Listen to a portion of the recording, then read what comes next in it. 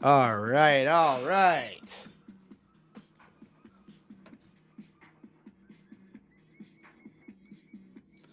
Okay. All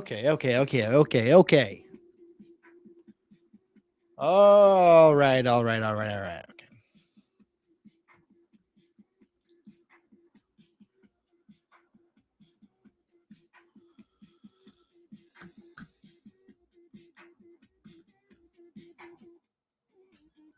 Whoa, this thing's going crazy.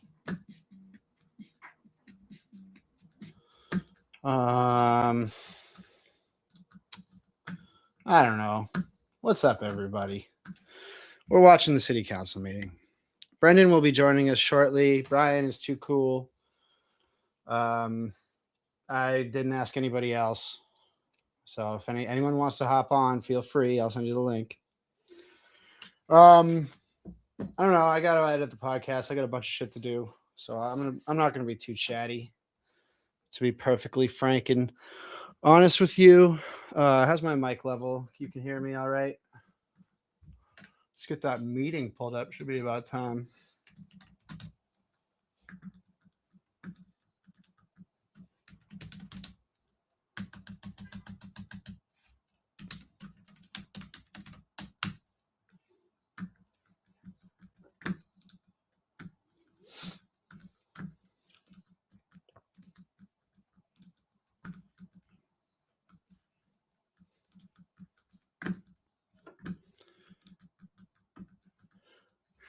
Misery loves company is right. That is the animating principle of this fine program. Check this out. Whooping.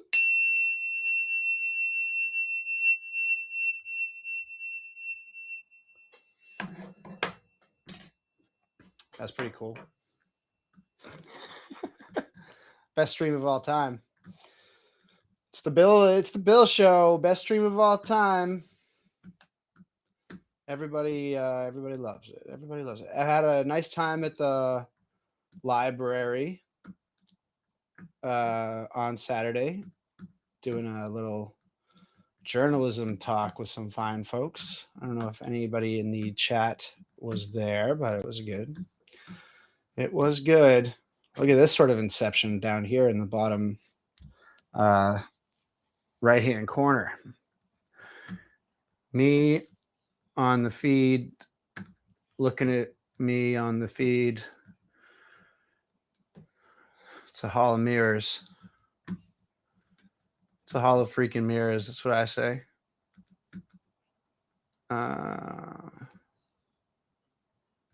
Whoa. All right. I'm calling an audible. We are not. You're getting tendies? Oh, I am so fucking jealous of that. Give me the tendies. We are, instead of watching this Worcester City Council, we are going to watch the Cleveland Public Library weather cam. 81 people watching. Look at that. You can tell it's windy. Is there any volume? Anybody watch the frickin' volcano cam? I was really digging that. The audio on that was really spooky. Just distant barking dogs and car alarms. Let's see, what else can I do to entertain myself and at the same time you find people? Inshallah. Got one of these Korg NTS 1. Pretty fun little thing. It's got a wicked arpeggiator, kid. The arpeggiator, fucking kid. The arpeggiator is crazy.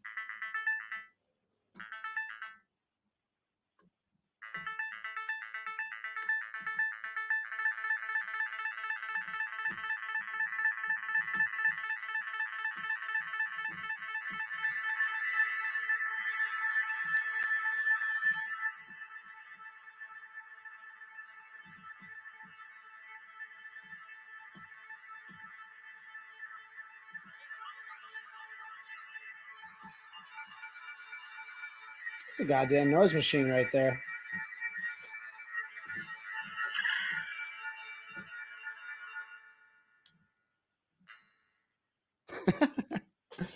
Whooping. There's not too many buttons on this. The cool thing about it is it has a stylophone style keyboard. Just drag your finger across it. Oh, I can be louder than you kids. I can be more annoying than you kids. It's kind of my specialty. All right, let's check. Let's check and see if we're back to the city council here. If not, I'll go back to the live stream of the Cleveland Public Library Lake Erie weather cam because fucking why not, right? Why not? Why the fuck not?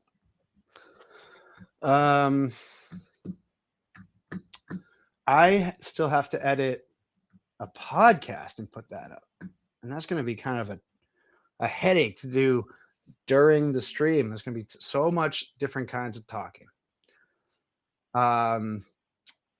Plutonium, that's the chaos pad or whatever. You like drag your finger.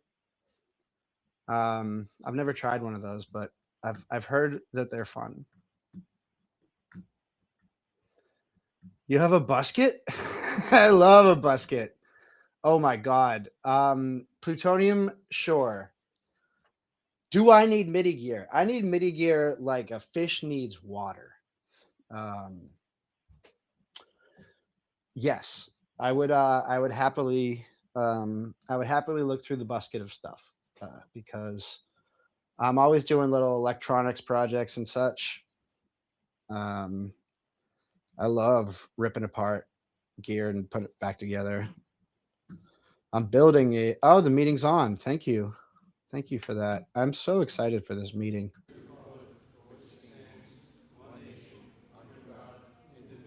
I'm so excited. Oh, say can you see by the dawn's early I cannot light fucking what stand so hearing that. It makes my blood boil. I have been intentionally avoiding national news, anything outside of my jurisdiction, I guess. I have been intentionally avoiding because it's been nice out, and I can't do it. I just can't do it. It's my brain is fragile right now. I cannot absorb what's going on. Hello, Mo Crow. What's up?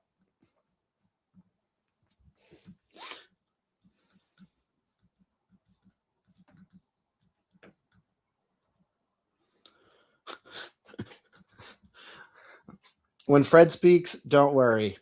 Don't worry. Gio, we will all be in the cuck chair when Fred is speaking. I have a little bit of inside information. We're gonna get another Andrew Marsh banger in public comment. So that's good. It's very good. Oh yeah, I was pulling up the agenda. Fucking forgot what I was doing. I took a real nice walk around the block today. I took one yesterday. I freaking love walking around the block. I know all my neighbors. High school teacher, Just a lawyer, kidding, I don't know a city council in the late 60s and early 70s, and a community person with Family Health, Mercy Center. Why is that coming out of my fucking... And also for Dennis Irish, who I served 4 terms with on the council. Dennis was also a community person. Not coming out of my worked with interface. St. Vincent's, Coming out of... UMass that's Hospital, why. St. Small Business Administration Bureau, and also worked with the Worcester Public Library Foundation, Family Health Center of Worcester, and also was a big Worcester rugby football fan. And played Rugby football? Fuck out of here, Joe.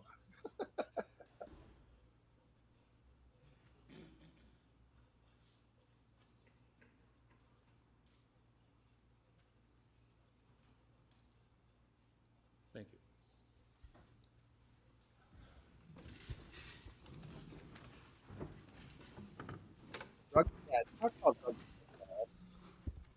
call. Councilor Bergman. Here. Councilor Bellotta. Here. Councilor Economo. Oh, Councilor Fasolo. Here. Councilor King. Here. Councilor Mitra. Yes. Councilor Ojeda. Here. Councilor Rivera. Here. Councilor Rosen. Here. Councilor Toomey. Here. And Mayor Petty. Here. Okay, we have a proclamation. We have a big month ahead of us here in the city of Worcester. Charles, good to see you. Phil, good to see you both here today, and good luck on your guarded first launch centennial here in the city of Worcester in town of Auburn. We have a Thank you. comment on the Facebook Whereas that March says, 16, 2026, I assume you marks the fellas are 100th standing. year anniversary of Dr. Robert Nestor and if he means Guarded's standing for legendary the first Pledge of liquid Allegiance fueled or the rocket national launch. anthem, Whereas the city no. of Worcester has long fostered I'm the spirit of furthest thing from innovation, standing. I am combination laying of down. educational infrastructure, My industrial knees capability, and my sustained elbows institutional are on the support ground. during A Robert Guard's four-way lifetime helped Kaepernick. create the Rich ecosystem that Jameson. is needed to become the father of modern rocketry. Whereas that innovative spirit can be Because seen I with the hate Commonwealth America. designating a city of tech hub acknowledging its place as a center for life sciences, and with Worcester I maintaining its literally industrial hate past, America. acting as a home to advanced I manufacturing, think that it is robotics, a precision evil of world engineering, historic and proportions, prototyping.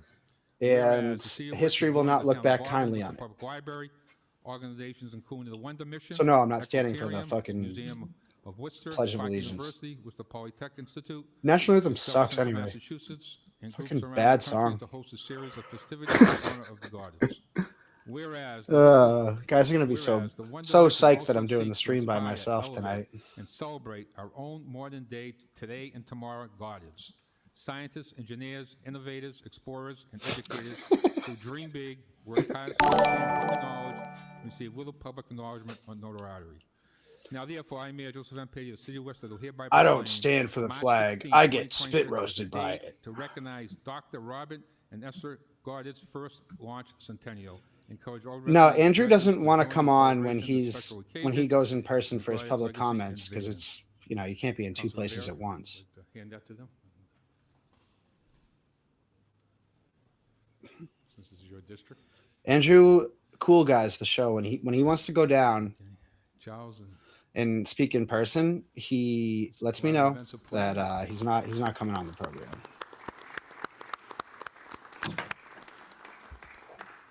do you just want to go over the itinerary real quick? We got a couple of events coming up. I'll give you a minute and Thank you so much. It's an honor to accept this on behalf of Robert and Esther and all the countless volunteers that have been coming together to promote this great event. It's been a great week. Governor Healy gave us a gubernatorial proclamation last week. We had 2 new books on Goddard just published, came out today. And all these wonderful organizations around the city have really stepped up, and I think it's going to be an incredible week of celebrations. And just keep remembering that this is a centennial year, so it's really not the end of the Goddard celebration, but it's a year to really leverage his legacy for the benefit of especially our younger generation. And this Sunday, my colleague Phil Nidre has managed to get 176 Worcester students to march in the St. Patrick's Day Parade wearing Robert Goddard shirts. So should be a great week, and we especially want to invite everyone to a free public event at the Hanover Theater next Sunday, the 22nd, following Sunday.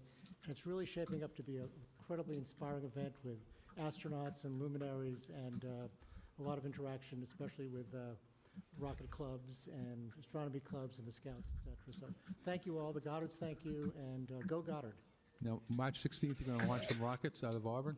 100 rockets fired in honor of one for each decade. And more especially, a couple of the big aerospace organizations have promoted this national movement where rocket clubs and science museums all over the country are going to be firing off a rocket on March 16th, and hopefully we'll have a big social media campaign of how that works out. So thank you all. And Thank you very much. Yep.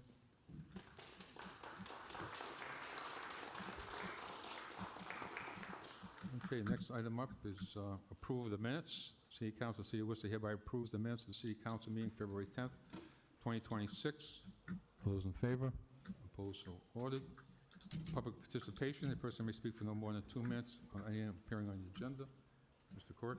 Thank you, Mr. Mayor. Rule 39, items of public interest at every meeting of the City Council under public participation portion of the agenda. The chair shall recognize any person seeking such recognition for the purpose of addressing the council on any eligible items on the agenda for the meeting, both in person and remotely. Any person who wishes to speak on more than one agenda item shall combine their testimony on all items to one appearance at the microphone. The time for speaking shall not exceed 2 minutes for any one speaker or 30 minutes for all speakers. Rule 40, petitions. On the first occasion, any petition appears on the city council agenda. The prime petition may address the city council for no more than 3 minutes on a subject of their position. Thank you. Is your name, city residence, and item number? Yes, Fred Nathan Worcester. 11 G. Oh, Fred Nathan time. Report on the traffic Let's impact freaking go. about the mobility on Grove Street. Here we are talking more about bike lanes. I think I the lo- city has to do a better I'll job wait till with after the Fred, but potholes before my you favorite put in topic. Any more bike lanes? That's just me. 12B. I mean, when the police station was built, it was probably already obsolete then. We need a new police station. It's a no-brainer. The only question is, where are you going to put it? 12I, about having people, the residents park on Mead Street during off hours to kind of free up, making during the snowstorms it easier to plow those streets down there. I mean, they're torture. All you have to do is just even walk, and never mind drive through there. And as far as in Mankato, that project, a lot of people are here. I'm just curious if they are bad. The city needs to investigate them and do a better job of vetting them to make sure that they are the real deal. If there's something that's they're doing that's wrong, the city could be held liable at some point if somebody really wanted to push the right buttons. Thank you. Thank you. The next speaker, name and city residence, item number? Happy Mortallero, City of Worcester, District 4. Here to speak first on item 19A.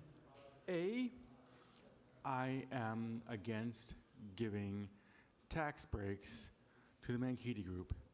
The greedy Mankato group that just cares only about money, doesn't care about workers, doesn't care about people. They just care about money, and they just want more tax breaks. And I say no. Stop. Don't. Do not give these greedy billionaires tax breaks. You know, they don't deserve it. They don't deserve tax breaks. All right.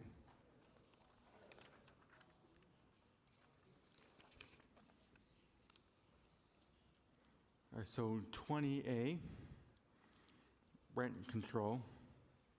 We need, I definitely think, rent control is something, that is important for a city, I speak on that every week, I do definitely think we need some rent control. 20C, housing stability. We definitely also need that, some housing stability and also rent control. So 20D, systemic racism, that is an issue, and I definitely think, that needs to be addressed. So, yeah, please. All right, so thank you for your time. I'll be gone now. Thank you.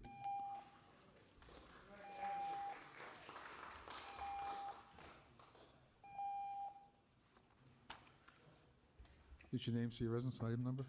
I'm Gary Hunter. I live in District 5. Welcome back. I have a couple things I'd like to bring up.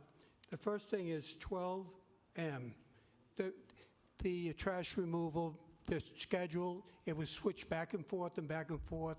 And I'm just wondering what's going on with the system to give the people notice when the changes are made. We see it on Facebook, but I believe the system that they used to use is not working anymore. And nobody knows, and there's so much confusion and trash all over the place because no one knows when they're going to pick up. The next one I would like to talk to is 19B. First I would like to say, though, is I would like to thank Mr. Rosen bringing up items last week and not backing down. Public records are public records, and I would say thank you for pushing that through. But as far as the 19B, I don't think this company deserves tax breaks. They've already proven they were cheaters. I went to the meeting on this, the commission, and the chairman of the commission was more important. The first thing that was brought up was make sure we limit the time people can respond to this. Make sure it will be 30 minutes and that'll be it. Make sure. That was the first item that was brought up at the meeting. What we need to do is get off the pot and vote on this. If you're against it, fine. If you're for it, but get on the records. I think there's a lot of times we are not Get off the pot standing and up shit. and want our vote counted. We have so many things on here that have not been resolved, and we just hold them, we put them to next week, we put them to the next week, we send them to commission, they don't come back.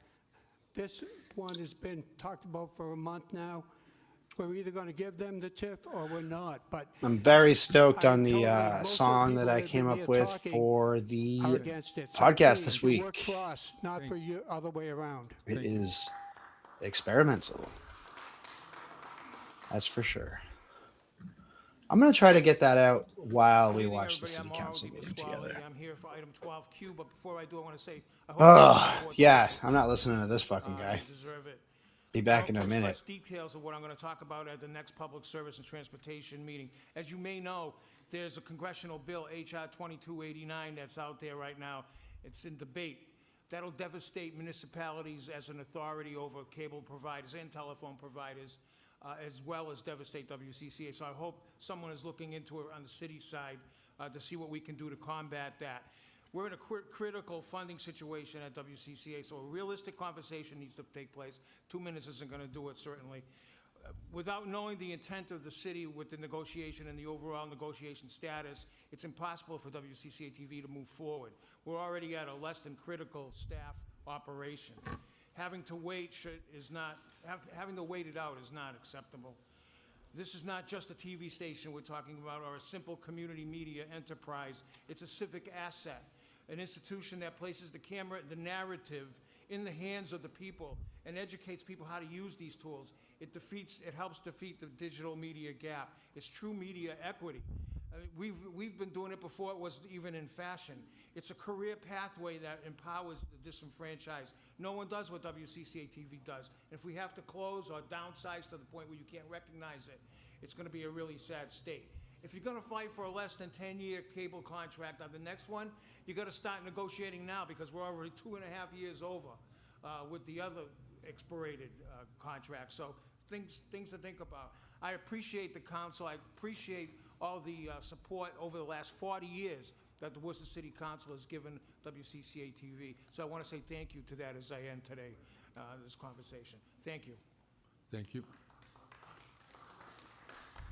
Should name, see your residence, and item number? Good afternoon. It's David Huffman, 214 Holden Street. Through the chair, I'd just like to thank Councilor Rivera, Economo, Ojeda, Bellotta, and the Park and Transportation Committee. We had a petition that went forward for our traffic, speed enforcement, Brattle Street, Holden Street, Ariat Street. It's been so gratifying watching the police over the last week, getting them one after another. As quickly as they set up, they're giving tickets out. So it's been an incredible week that we've had. Just wanted to say thank you, particularly to the Worcester Police Department. They really stood up and they're doing a great job out there. Thank you. Thank you. Should name, see your residence, and item number? Good evening. My name is Jennifer Safford, and I am a Worcester resident speaking today on behalf of 19A and on the behalf of the Worcester NAACP. Our organization has always supported development that strengthens neighborhoods and creates opportunity, but development must never come at the expense of workers' rights or public trust. That is why we stand firmly against granting a tie or TIF to the Menkidi Group or any developer who has not committed to hiring responsible contractors and ensuring strong oversight to prevent wage theft. We have received concerning reports about the Menkidi Group's project at 204 Main Street. Barber Drywall, a contractor that should not be working on a tax-subsidized project, was reportedly on site. Additionally, workers from Martinez Drywall were placed on Barber Drywall's payroll. These are not small administrative errors. These are red flags that point to potential wage theft, misclassification, and a lack of accountability. When public dollars are used to support private development, the public has a right to expect that every worker is treated fairly, paid legally, and protected from exploitation. Worcester residents should not be subsidizing contractors who cut corners or violate labor standards. We want to see Worcester thrive. We want investment in our downtown and in our neighborhoods, but we cannot support development that is not transparent, that does not follow the rules, or that puts workers at risk. We ask this council to stand with workers, stand with the community, and stand for responsible development. Do not approve a TIF or tie until the Menkidi Group and any future developer can demonstrate a real commitment to responsible contracting and meaningful oversight. Thank you for listening, and thank you for your leadership on this important issue. Thank you.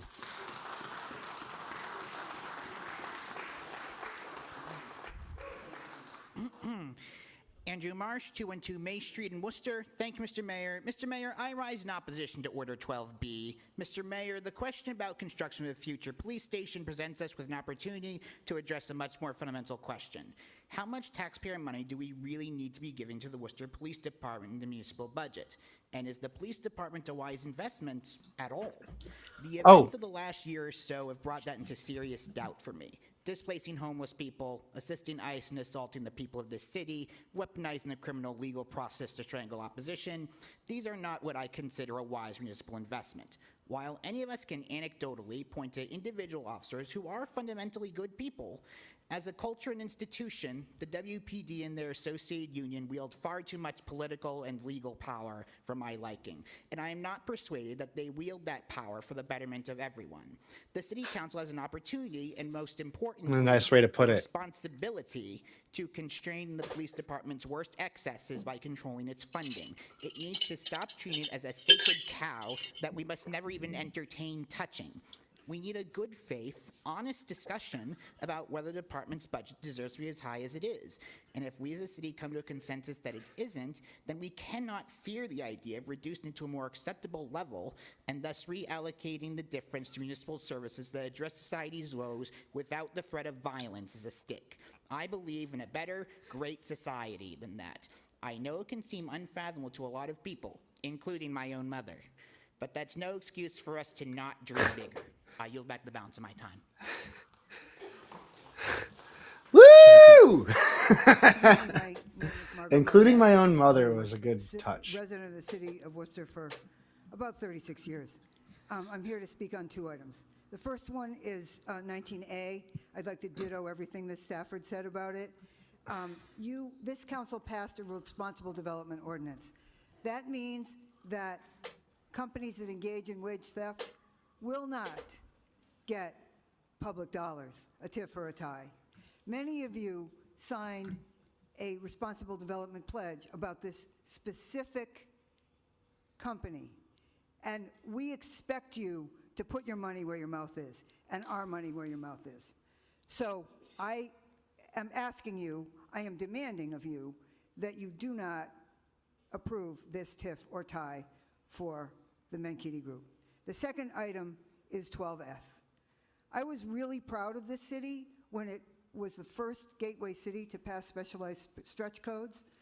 We did it in a timely manner that would allow the implementation of electrification.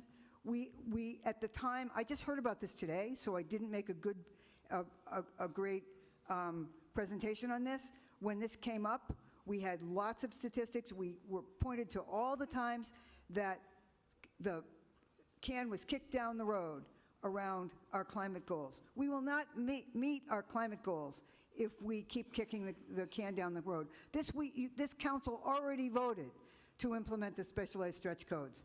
Do not freeze them. Thank you. Thank you. Good evening, Mr. Chair. For the record, Mark Bornstein. I'm a lifelong resident of Worcester. I'm here to speak in favor of item 12S and to a certain degree, item 12C, requesting at least a 12-month freeze on the specialized stretch energy code. Like most residents, I strongly support sustainable, energy-efficient policies. However, the specialized stretch energy code has become more of a burden than a benefit to our community. Currently, these requirements are so convoluted, they are impeding the work of developers, architects, and contractors. Yeah, I strongly support environmental regulations until I am at all in any way personally convenienced by them. Developers are not certain how to navigate these different compliance pathways. Oh my Compliance God. often requires specialized third-party certifiers who are in extremely short supply. Compliance doesn't cause just months of delays. It drives up the cost of every single unit we try to build in the city. The standard stretch Like, the code police is station's rigorous, fine, high-quality right? efficiency standard. Like, I'm asking the council to implement at least a 12-month freeze. yeah, he is on a the chamber specialized employee, codes and so we he can didn't say evaluate if that. the standard code meets our goals without these But unnecessary it's kind of like a cop going undercover. They're easy to spot. Good evening, Roberta Bryan, Worcester Business Development Corporation. Speaking tonight on two items. One is 12S. I do stand here in support of the recommendation for a pause for the Oh! Stretch Code. While WBDC is striving to implement the most What's up, sustainable B? development What did I miss? at Green Tech Park, When you it has come to log our on, attention since you that have the your screen rollout name of the as specialized B, stretch code has the created little questions computer and conflicts voice goes, conflicts "Be within the joined." document that are taking some time to answer confidently. It's cute. Areas where we have found the You code didn't needs miss additional time and anything. attention. I have Contractors not and been paying architects attention need at time to all. develop the expertise The Oh, good. Chamber of needed to Commerce navigate doesn't the like codes and additionally stretch skilled labor goals, to stretch construct goals for climate change. Inspectors are already stretched thin, and They now said adding that, you know, additional they inspections support and environmental compliance is policy, resource-intensive. unless Manufacturers are they are behind in being convenienced able to by it in any supply way. compliant And then products at scale they and adding time to they don't architects like and climate engineers. policy anymore, I And guess. finally, our When electric grid is stretched thin, when the and a pause regulations for are this actually implementation accomplishing of the something, code will allow for our utilities that's kind to of where catch they up draw to the line. demand that the code Judging from the requires. number of cars in the Worcester Club Allowing parking lot additional as I time to just fully drove develop the by, code nobody and at the its Chamber of Commerce is implementation being will allow for a inconvenienced better currently. environment for all of us to work within. Regarding 401, You know what? 403 It's still a I life stand goal here of in mine to support be of the invited to one of the application for this blood project. drinking The residents rituals of that Worcester happen in the cannot be basement of denied that place. housing You know, I due was to that allegations place of is not being far less authorized by the expensive than body I that thought has it that was purview. to join. The I law is still think that clear it would where be like enforcement a good lies, idea and we to should just get a all bunch of stand people who together don't belong there to to strengthen get the membership laws there in and then Massachusetts just to take it allow over. for contractors to be liable I for get there, I subcontractor get my jacket on, and I just violations. Until that immediately light up a happens, it is butt. I'm unfair like, to residents to what? hold You court can smoke in on here, the right? Like, that's sidewalks why in I the joined. council chamber. How much is it? Do you know? I mean, it's still in the thousands, but I thought it was like tens of thousands. Oh, well, thousands I think like annual? an actual, yeah, but I thought it was like an act, but you're writing it off, right? Because I mean, that's Yeah. a business expense I am speaking for the against people who are there. Right. Minkiti group because I was born in Worcester. I reside in Worcester, and God willing, not anytime soon, I'll possibly might even die in Worcester, right? Because I've lived here my So whole life. it's a place that And, wants you to assume that it's too I'm- expensive for you. You I know? am a carpenter here as well, and I wanna build my city. I'm not sure what anyone else hears when they hear the word Worcester, but for a very long time. What do you think I Fred's never thinking heard about right good now? things about it. Fred looks like he has to I poop do and he have the can't option remember to, the like, last time that pack he up did. shop and leave, but He's like, when did I am not poop? that type of person. I'm the type of person who likes to sink my teeth into the ground and I think I stand pooped where I stand and just yesterday. better instead of pack I'm up and run. fairly sure So it was I yesterday. decided to be a carpenter, and I wanted to get my hands in my city and build in my city. This group, Minketi, is based off of out of Washington. I'm trying to So finish they're from editing the that direction podcast of the city. while They're just this here to make happens, projects and and go, it's right? a horrible That's not what I see when I cacophony, see high schools like cacophony like potentially being of built, or when I different see high voices schools like going on at once. Doherty being built. That's not what I see because my So it's not child going good. goes to these schools. So this is very personal for me. But, you know, when I hear, nevertheless, I companies persist. from many states away coming in and not following the How's that Worcester for a Responsible fucking Development Ordinance. reference? That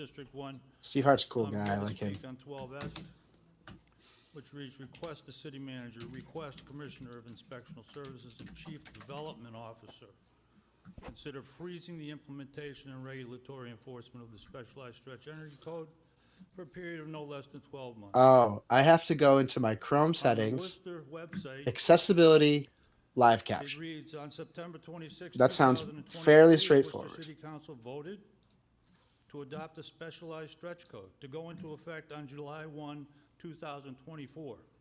This opt-in code will help our city meet our commitments of You just becoming the downloaded greenest mid-sized 400 city gigabytes in of the large country language model. All right. and becoming a net zero city by 2045 per the Green Worcester Plan. So I'm confused. I'm very confused. I have captions on my I heard screen. a previous speaker mention how Do we burdened see them the current on? department is. You don't see them. Negative. This I have council captions in like a has no floating problem, window on my shit now. putting additional funds into other departments. What the fuck? Why don't we just beef up that department? And an AI model that just stole your job. Yeah, it just downloaded my I really don't life's understand work, where this synthesized it. consideration comes from. I'm assuming it. Oops. My bad. Now who knows what's fucking happening? I don't. Just press play again and live. Yeah. Somebody's there you go. Live. to be beholden to. I don't hear any architects here tonight or builders complaining about their problems. And keep in mind, if this were to go through in the right timing. Well, I'm bored enough that I'm going to fix Meetings this. group, a more So profitable if we want to put our heads together, chat, they will probably save a fair amount of money eliminating do some the Googling. specialized stretch energy code. I request serious consideration of this matter. Thank you. Brendan, I hate this city council so much. I can't even absorb it. It's not a great body. It is not a great body, and I don't mean we don't body shame on this program. I'm here to speak on item 12. But at a certain point, Several people have spoken about it. I just wanted to share some. always statements show from two captions as developers enabled who've been in your very active in the YouTube's market playback in Restrepo settings. Properties and Tremont. I would have never changed that in a million years. Here's what they said.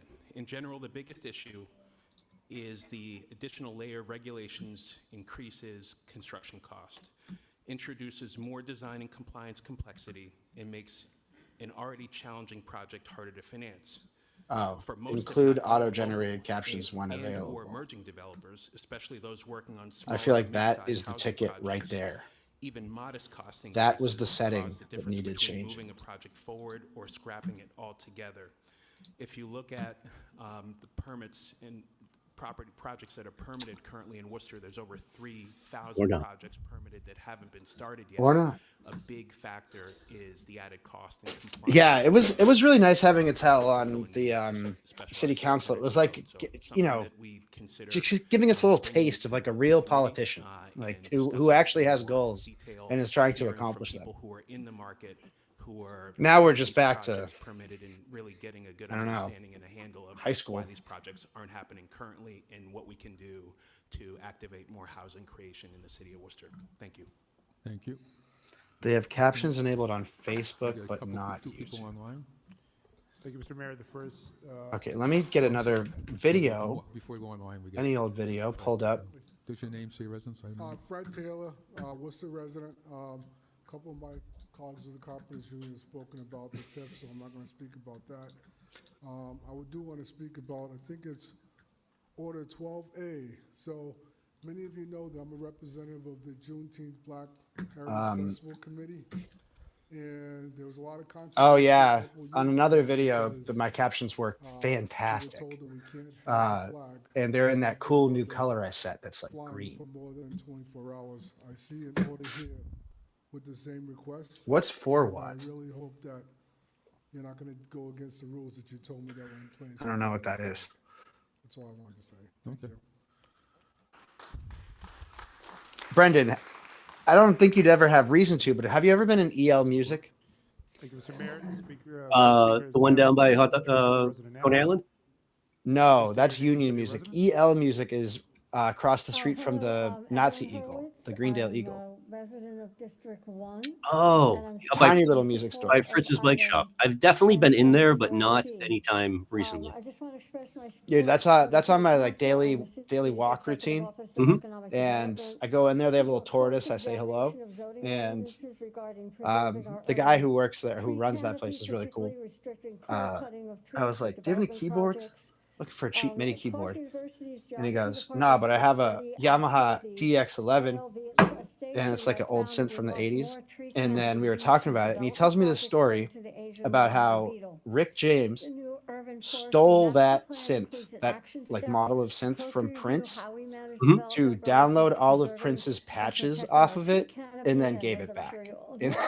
so he Trees fucking help to clean the he pollution, took they Prince's help to shit, manage stormwater and flooding, downloaded it all build so that he could rip it islands, off, and then and gave it many back more to him, and it was like, benefits to the city. I just stole your appreciate the synth, EOED's thoughtful approach bitch. and look forward to thoughtful Pretty discussions funny. in the appropriate council subcommittee.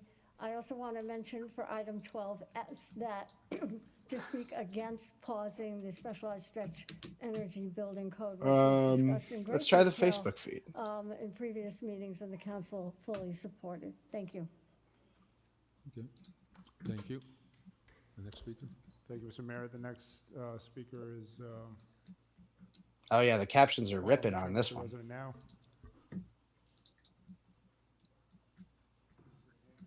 Mayor, the next Item 10C, tree canopy protection.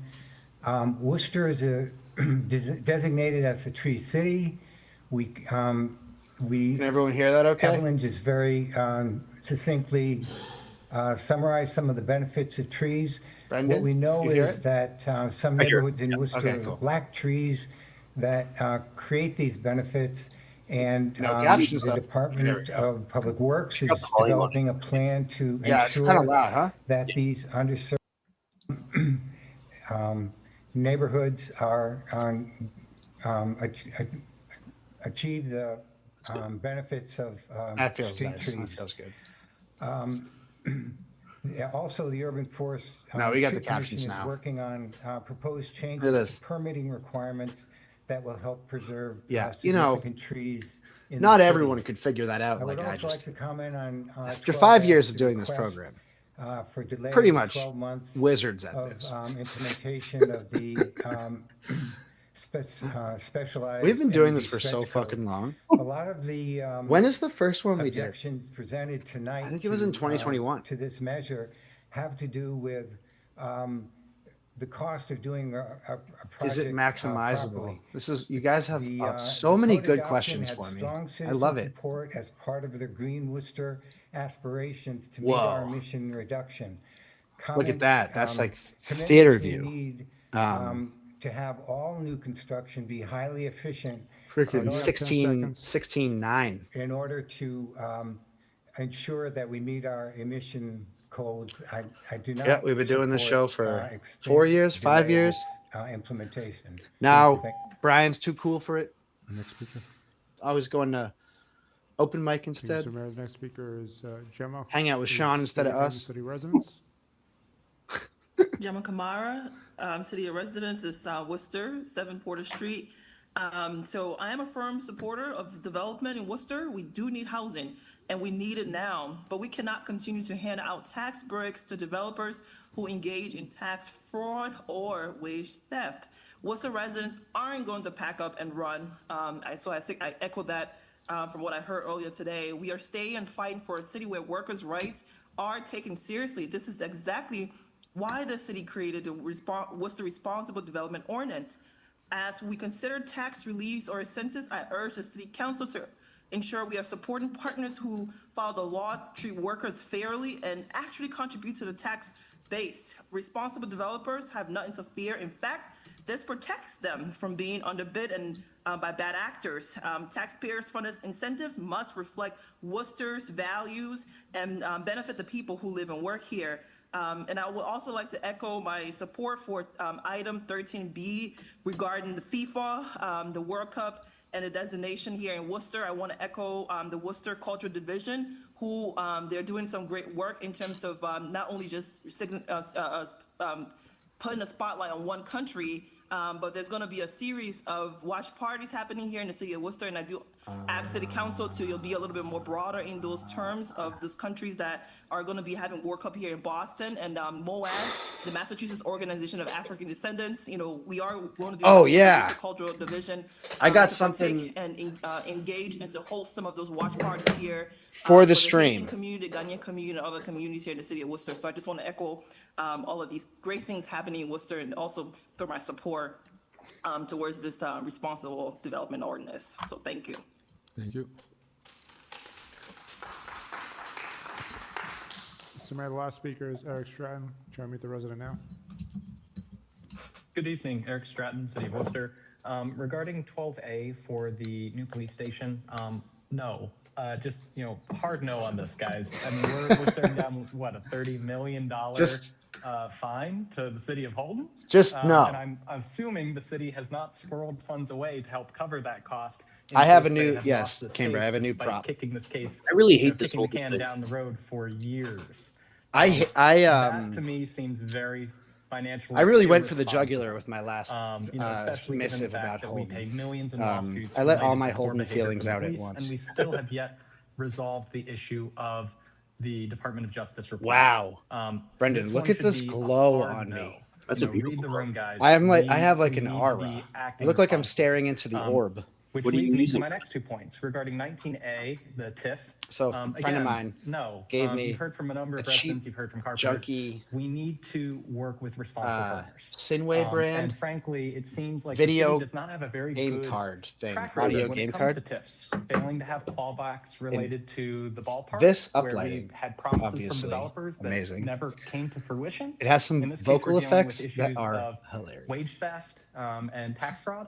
I Again, need to switch the things city over. should send a strong message. If you do this, we aren't going to work with you. It's that easy. Or, if they don't want to develop, that's fine. Let someone else develop it. Regarding 12S, the stretch code, as you've heard from others, we absolutely should stick with this. You all, acting, as our elected officials and representing. I your genuinely constituents who don't have understand strong why the support city for is the just stretch cutting code. off all Now contact. looking about walking it back, forget it. What's the point then? If you all are going to pass ordinances or Sorry, Bill. requirements That time and then to my- immediately walk them You back, have 10 seconds. please stick to your guns on this. Show some spine. Thank you. Thank you.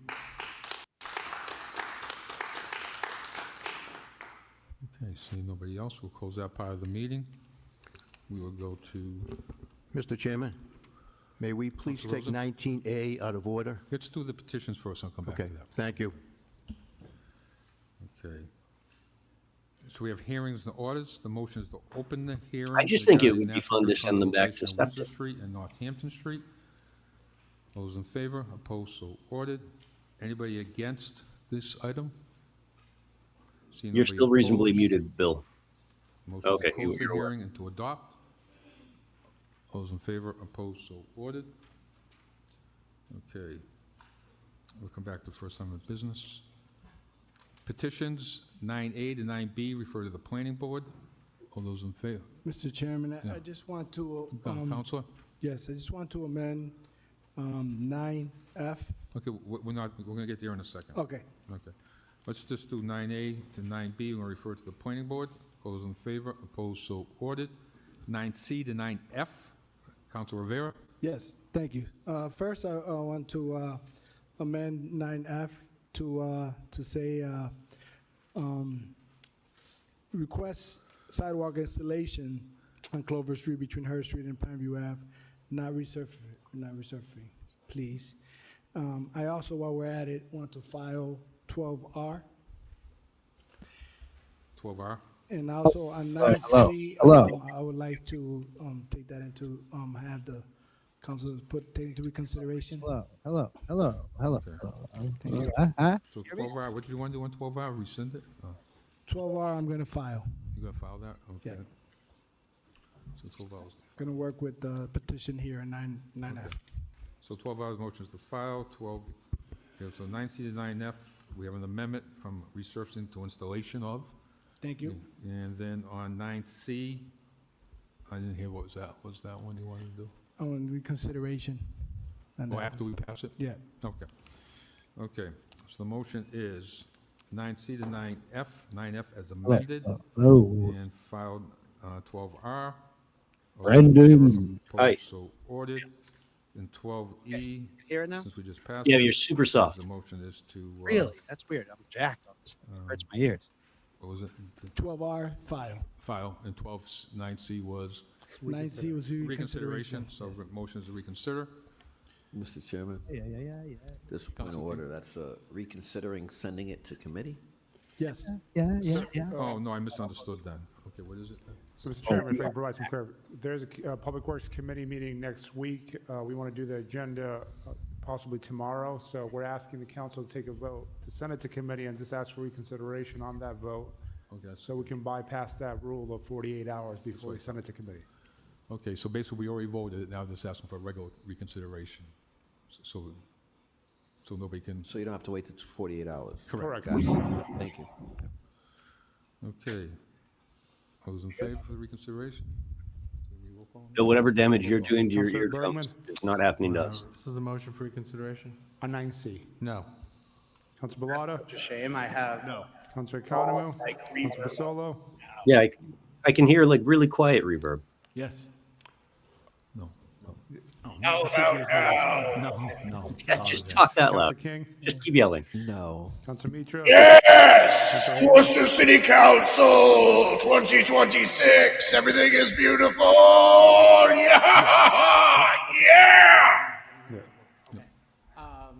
Is there a computer side volume for Councilor Rivera? No. Councilor Rosa? hardware No. interface? Councilor Toomey? Yeah, but it's And the Mayor Petty. headphones. No. Oh, 9G to 9T, refer to traffic and parking. All those in favor, opposed, so ordered. We have a request that we go to 19A.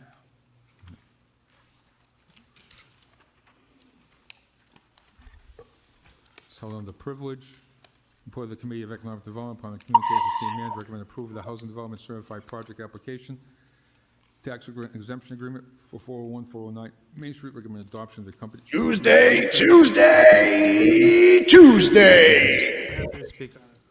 Mr. Chairman, so as everybody here knows, this has been before the body several times. Email voice. Came back and there was various opportunities that required it, various scenarios that required it to be held. We had a healthy, good debate at the subcommittee level.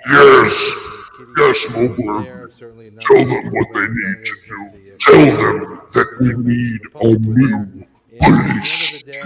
A lot of this, for me at least, comes back to something I said at the very beginning, which is that the responsible development ordinance is important.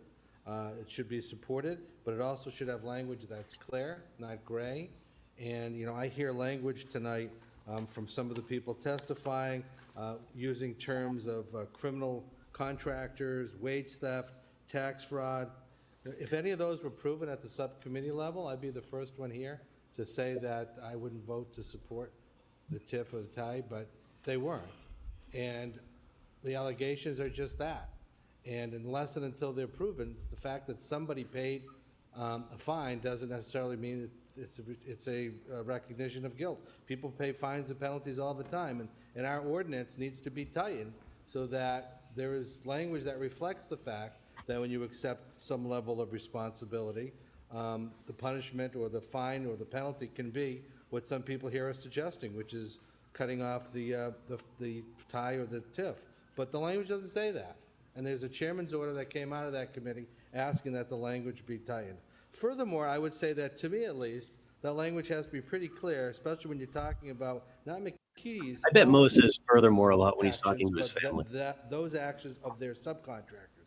I understand the responsible development ordinance has within it what we would call in the legal profession some sort of vicarious liability, that you're responsible for the people under you. But for me, there's a world of difference between saying McKeedy did something versus saying a subcontractor did something before McKeedy hired them, therefore McKeedy should be denied the TIF. Now I have Let this. me also just mention the practical consequences of what some people are asking, which I won't support, and I'll support going ahead Now I have with the this funding. rigged up That is that this isn't a half-empty, as a half-full preamp glass scenario conversation where some could think argue, that's well, going we're pretty giving good. away a lot, It's going but great. we're getting something. It's much better versus this way. If we don't do business, glass full.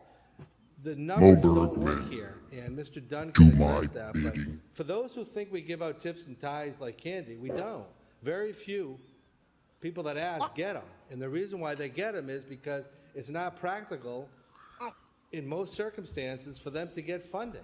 So the project will just sit there. And the fact that it'll just sit there means the city of Worcester's tax base will not have millions of dollars that will come in even with the tip of the tie. So I would dispute that we can have somebody else just roll in and take over the development without giving them any assistance. The cost of developing Worcester is pretty much the same as the cost of developing Boston. But the return on the investment is different in Worcester than it is in Boston. Any developer will tell you that. The numbers are much harder in Worcester. I'm not proposing we give tips and ties to everybody that comes along. I'm confident we don't, and we won't, because Mr. Dunn is a great caretaker of making sure that those don't get handed out routinely. I understand some of the passion. I understand some of the arguments. But let me just say one other thing which I think gets overlooked at these somewhat heated meetings. And that is, yes, the Carpenters Union is opposed to this. I understand that. We all understand that. They're not the only union in the city. There are multiple unions in the city who have never come before the microphones to say that they have an issue with this. So when I make a decision to vote on this, I don't vote just for one union. I vote for what I believe the majority, the best interest of all the unions. There will be jobs that will come out of this. They may not all be Worcester-based jobs, but hopefully majority of them are. And there'll be work that comes out of this. And if we had language that was clear, I would support cutting off McKeedy. But from what McKeedy did, based on the language of our ordinance, does not, in my opinion, justify anything further than what's already happened, which is they've paid a fine. What it does do is motivate me, and I know my colleagues on the subcommittee, and others, I'm sure here, is to try to create language that prevents in the future ducking behind the so-called gray. But you can't Your audio punish is broken somebody for again. language that's unclear. And I've Sorry. read the ordinance, we've heard the testimony, I've heard the allegations. I haven't seen one Wasn't affidavit. worth it. And It I'm just not wasn't saying they worth don't it. exist, but I haven't seen it. One affidavit that says they're committing tax fraud. I haven't seen it. Where is it? We've had weeks of delays, item being held. It's not here. You know, there used to be a commercial, Mr. Chairman, when I was younger. Where's the beef? If I saw the beef, I would take a different vote on this. But these are allegations. And maybe it's my legal background, maybe it's my sense of fairness. When's I'm the not last voting, time you against tried a somebody case, Mo unless it's Bergman? proven When is to the me last time they've that done you something, did anything that I can in be an official satisfied capacity as a violates lawyer? the law. Here And in in a this second. I would like an particular answer to that case, it question. hasn't been proven. Thank you, Mr. Chairman. Thank you. Council Mitra? Thank you, Mr. Chair. I think. All right. would I, just like I to say turned that, the about funny the thing McKinney off Group, because I was getting we had annoyed. in our committee a very good. It's very my healthy mic is back to discussion. regular. Many residents came Ish? and they talked Yeah, to us great. about Okay. McKinney Group. We had a good conversation with the president of the McKinney Group. Getting We anything also informed audio-wise her to that work with we'd the stream, like them to work it just with never the, works. Like it's just Carpenters nothing ever Union works right. So we can really come together. And I need to they're hire an all, audio in compliance, and they agreed Yeah, to you do need the like a. things It's that like needs to be it's on the done. tech. It's on the Mankato Group has a the good web reputation. We side have seen of them things. doing a lot of good work in our city. We need a changing many coder. underutilized properties into developed properties, and given the economic. Maybe we should get a development of the claw city. code installed to But handle we the back did end hear for us. from many residents about the Yeah. audio Um, not being mentioned. we can just and paint hold them a to that. picture of So nice audio with on that, a thought city that it would be street, nice if we- and if I can then have the it'll drone council strike it. to vote for this resolution to go with it. And I'll read that. What it reads is that the City Council of City of Worcester does hereby reaffirm its commitment to upholding subsection I'll be right back. of Section 35A of Chapter 2 of the revised ordinance of 2008 relative to the general requirements and assurance associated with tax increment exemption agreements granted by the City of Worcester, including any agreement These to guys the are so Mankato passionate Group about for handouts 401 to to developers. 409 Main Street by declaring its intent to rescind any such agreement found out of compliance with the rules and regulations set forth in said responsible development ordinance. So I would like the council to really honor this resolution, and I think with that resolution, with that contingency, I would like to vote for that. Thank you. Thank you. Council Toomey? Thank you, Mr. Chair. One of the things that is incredibly important is that we have to distinguish that we're talking about two completely different jobs. This particular one that we're voting on tonight is a huge change in the original job that was being Some performed sad there. staffer at the chamber. To transfer a building, to make it, turn a business commercial building into residential, truly requires a great deal of tightening of the belt and making sure that you can actually afford to do this. There are not very many companies out there, as was mentioned tonight, that could deal with the massive increases in steel and all that other stuff. So we have a major project up on the old Fallon Health Building. That's a project that they also have support, TIE, TIF. So I want to ask, through you, Mr. Chair, to Mr. Dunn, if he could come up and talk about the steps that need to be taken in order for us to be able to go back. I think there's a process, correct? That it has to go to the, if there are complaints, they have to be heard by the Attorney General. Through you, Mr. Chair. Mr. Dunn? Through the chair to the counselor, so as part of the responsible development ordinance, staff in my office do the monitoring and enforcement of that local ordinance here. So we receive a substantial amount of documentation from these projects, both in the pre-construction phase on the contractors that they're seeking to utilize on the project, making sure that those contractors are in good standing by researching the databases that we have access to, like the Attorney General's enforcement database, the debarment lists. In the case of this one, as an aside, I know we've talked about it before, but this particular subcontractor, where there has been issues, did not have those violations at the time of Menkiti Group and their general contractor bringing that subcontractor onto that job. And then throughout the construction, we're receiving certified payroll forms from each of the contractors that participate. We're reviewing that both in terms of the tabulation of some of our goals. So as the council knows, we have goals for workforce hours for Worcester residents, workforce hours for people of color, workforce hours for women, MWBE goals. So when we look at the ownership of those subcontractors, do any of those companies, do they have ownerships that are either women or minority owned companies and have goals around that? And then we're also getting daily logs. So when workers arrive to the site, they sign into the site. That's usually pretty standard practice for companies anyways to ensure workplace safety. So then we review all of that information, and when there's inconsistencies or if there's gaps in information, we go back to them and say, this doesn't seem right, or there's a missing link here, and ask them to either clarify that or resubmit, or then identify the issue. And if there's a persistent issue, we would consider some of the remedies that are called for in the ordinance.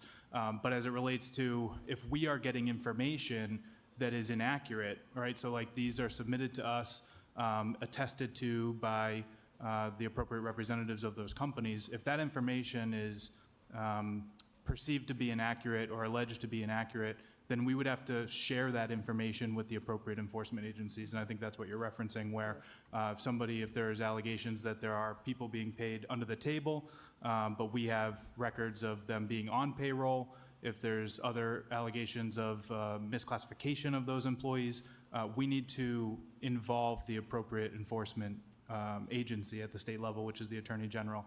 If one of those situations comes to all right, what are we talking about?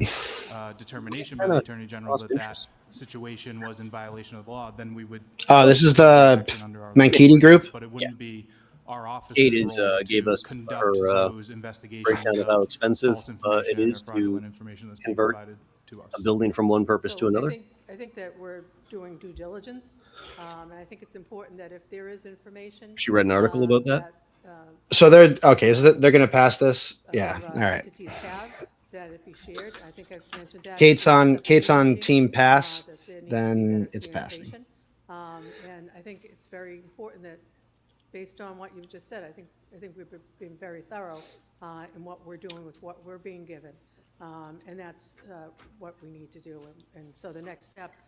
It's is really, really in low general, rent how they the just other aspect of spend. this is that It's like we've watched this play out like a cycle. Like people keep talking about every time they spend we're 3 giving months all this tax rationalizing money. something that's Actually, you're not giving away just tax wrong, money.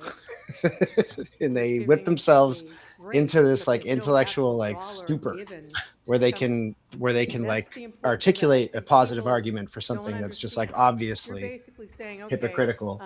For the next 10 years. Whatever. I don't really care. Pay Like, go ahead. $10,000, taxes, and then after 10 years, it'll be worth, I don't know, 20,000, whatever. That's how it works. So the full value comes up after 10 years. And that's what we're doing. Oh my If we God. don't work with these companies, through you, Mr. Chair, then it's my understanding that they're not banging the door down, right?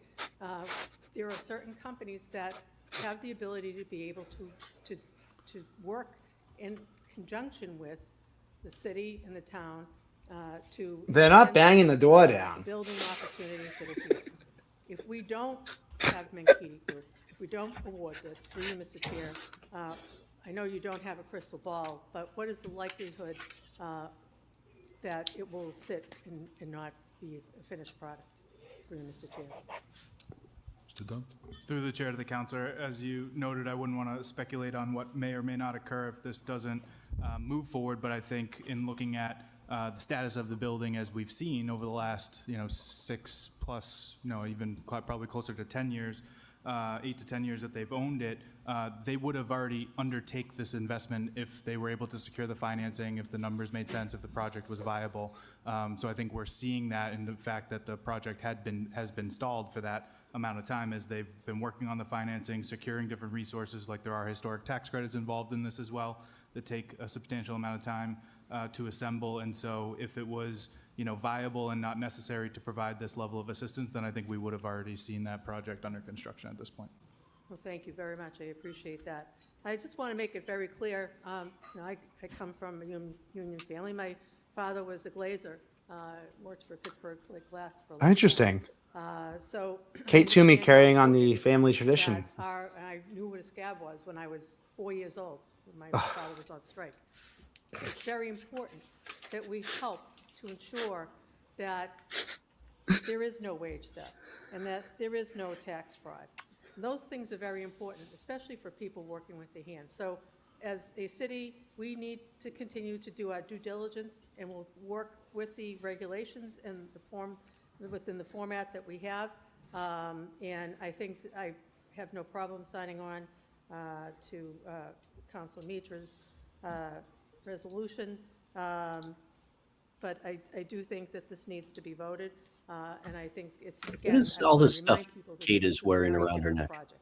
And A lot of it needs to swag. have these assisted financial tools to be able to get this project done. Thank you. We need the tools. Tools. Oh, okay, that's better. That's better. Through you, Mr. Chairman, one quick question to the administration. Just curious, who was responsible for recording the weekly log of those working on the job site? Mr. Dunn?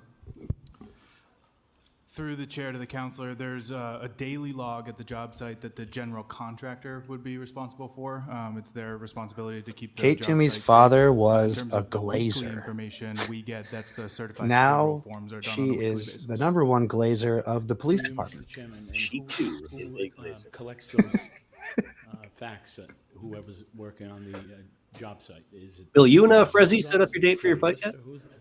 No, Through the chair to the I counselor, the way this works is that I'm gonna There's need it to often be a live general televised. contractor, And, the lead contractor that is hired by the developer, and then there are a series of subcontractors across different Hear me out. trades. I am And gonna those fight back, but not in the subcontractors way he provide thinks. their certified City Hall payroll Common, forms to the 4th of general July. contractor who aggregates Oh, that yeah. and provides it to the city of Local Worcester. cable They're access. providing that because Local it is cable required and access, called for in our responsible WCCA development ordinance. If broadcast. there was just a By private then, we'll job, have our in the our city of Worcester that wasn't localized receiving that form municipal of assistance, we wouldn't be getting Calshi that type of up and running.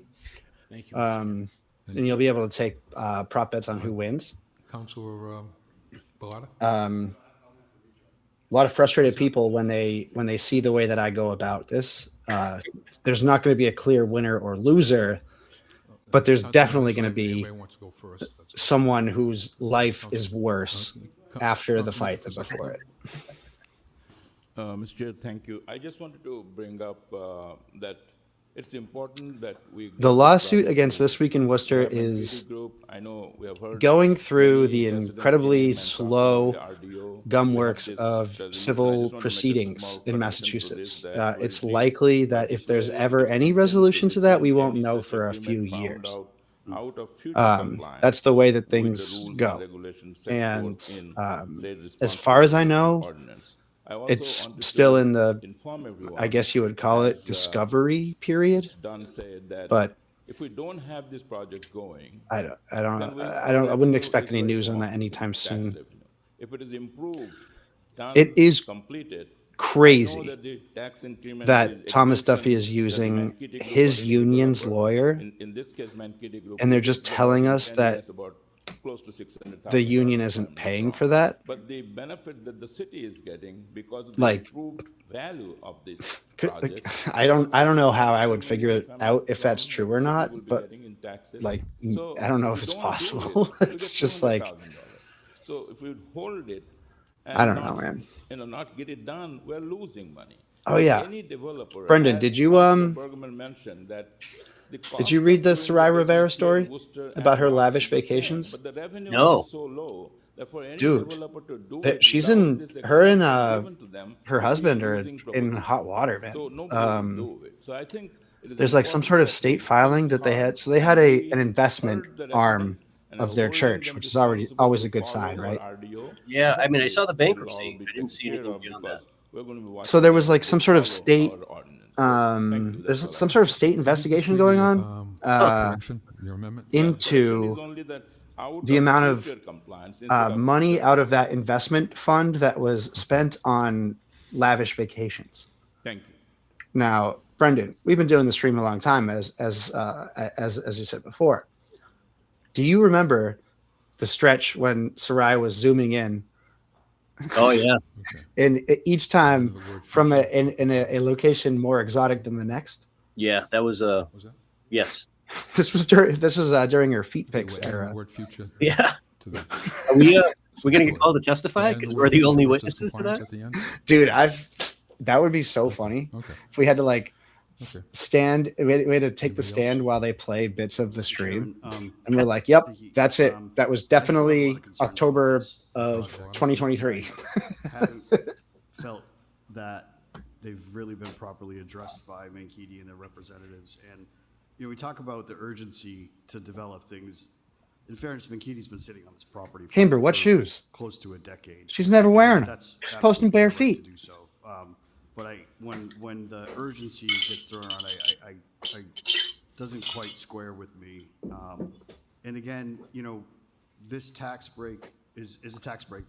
Worcester is not giving them tax dollars, but by giving them a tax break, they are eligible for HDIP credits, and that is Massachusetts taxpayer money going to developments that a lot of Massachusetts residents can't afford.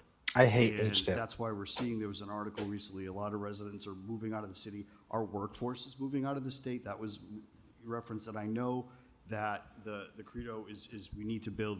I absolutely agree with that. And I think, there are certain developments that need tax breaks to work, and that and I think it's on important that we the do that. But I think podcast. we also need to make sure Oh wait, that we're, was that the local episode that we workers didn't run? are on the job, because No, it's the contributes episode to we local ran. economy, that contributes to Chris families told a being able to buy story homes about locally. somebody who personally got You know, fucked over. there- I there's- can't remember the details of that I'm enough, still and that's don't sensitive, feel so comfortable I'm not going to try to voting on repeat this, it. and I will be voting no. And a vote no on this particular project is not a vote against development in general. It's not a, and. I Canberra, think, that is as a council, we in line with what are I the heard. stewards of taxpayer money, and there's too many questions around this for me, and I don't feel comfortable with it. And I think we need to be firmer. We say we need to be firmer. This is how we be firmer. And I implore other councils to join me in that with saying, all right, enough. Mankato, guaranteed, they're not going to walk away. They've invested a lot. And I think that's why we have an opportunity to say, let's do better, Mankato. You're already invested a lot. We know you are. But we can't just ignore flags. So for me, that's where I'm coming from with this. And again, we talk about affordable housing too. 60% AMI. The AMI for Worcester is based off of Worcester, but also it's based off of Holden and Millbury and other communities. So the ceiling is a little inflated when we talk about that. Whereas the area median income for AMI for Worcester is around 100K. But the AMI for Worcester alone is closer to around, high 60s.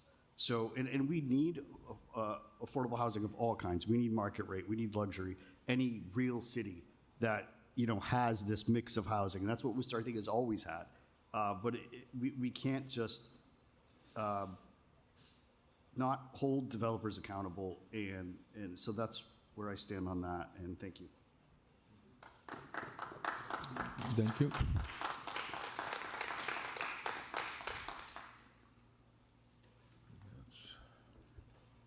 Anybody else? Council Rosen?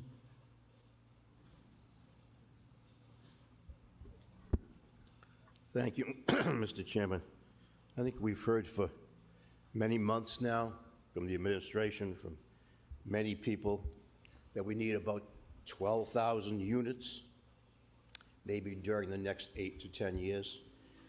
So I assume if we need 12,000, these 48 make some contribution, not huge, but certainly 48, is a good number. And there's two things we're looking at tonight. I'm totally in favor of the project. I do want to see the old Shacks building, 401 to 409 Main Street, developed. I want to see the 43 market rate units. I want to see the 5 affordable units. As I said, it's a tiny dent in our 12,000, but you got to start somewhere and keep adding. And we get a lot of development in apartments going on, and we've seen that in the upcoming report from Peter Dunn and Economic Development. Some great stuff going on in Worcester, and we're all proud of that. And I think we all want this project, but that's not what's on the agenda tonight. It's not, do you want Mankato to build 48 more units? Yes. But that's not what the vote is tonight. The vote is, do we think, are we sure, maybe do we even care if the Mankato Group has followed on other projects, especially down in the old Olympic building, the Garden Fresh building, if you want? Have they followed the responsible development ordinance? That's what we're talking about tonight, not whether we want this developed. We all want it developed. 11 zip, well, 10, there's only 10 people here. Yeah, if that were the vote, but it's not. It's not that easy. It's not that simple. It's a vote that takes a little courage. You have to look at what's gone on in the past. Does Mankato have the right to choose contractor who will choose subcontractors that violate our responsible development ordinance? Now, the responsible development ordinance, in that, the buck stops with the developer, with the Mankato Group. That's what it is. That's what we have. It doesn't say, Barber Drywall, we're going to fine you $5,000. It doesn't say, Martinez Drywall, we're going to fine you $5,000 either. It says, Mankato Group, we're going to fine you a drop in the bucket, $5,000. The owners of the Mankato Group are multimillionaires. They're multimillionaires.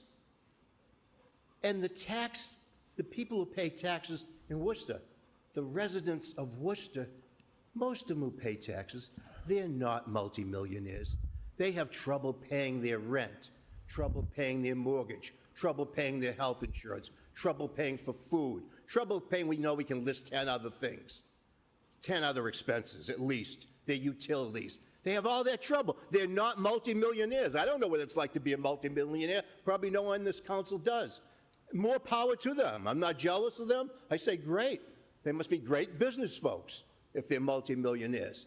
But should the residents of the city of Worcester who aren't multimillionaires, is it really necessary that they help finance multimillionaires? I'm not so sure. And I listened to a couple of my colleagues, and it was almost like I heard years ago I heard, and it was probably true, 10, 15, maybe 20 years ago. Worcester is desperate for development. We were so desperate. Remember the project? I was on the council then, when a man from Boston bought the Worcester Common Outlets and promised us all these things. And, you know, I don't know what happened to him. We know what happened to that Worcester Common Outlets. We were probably desperate in those days. We're not desperate any longer. Mr. Dunn says many people come to Worcester with proposed projects, and they get turned down for TIFs and like this tax increment exemption ties, they get turned down. Why are they so different than Mankato? We can't turn Mankato down. Oh my goodness, we can't turn Mankato down. But we can turn all the others down. I just want to remind my colleagues, we are not desperate. We are not desperate. And I don't think Mankati's going to own that property for another 10 years and say, we'll teach them, we'll sit on it and just pay the taxes and we won't do anything with it. I'm not so sure. I didn't hear Mr. Dunn say tonight that in previous meetings that the project wouldn't be done definitely. I don't think he knows for sure. I think it might be done anyway, even if, you know, we don't grant this tax exemption. The Responsible Development Ordinance, some of us on the council, well, most of us are new, but some on the council voted for it. We all support it. We all support it. You're in your second 5, too. Okay. We all support it.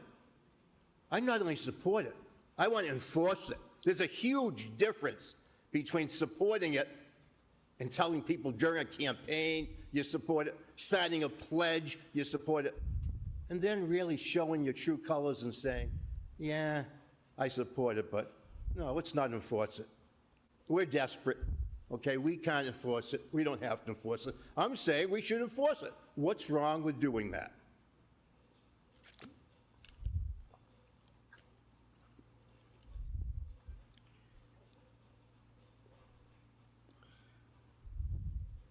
So if you're not going to enforce it tonight, we shouldn't have it.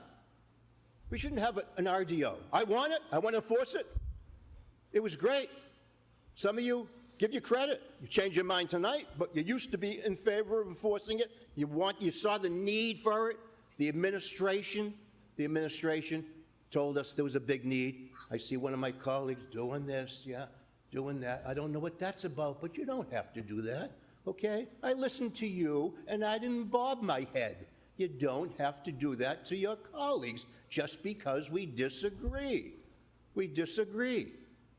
I see a company here owned by multimillionaires who want the residents of Worcester, with all their financial problems, we know their financial problems, want tax relief from our residents. It's too bad.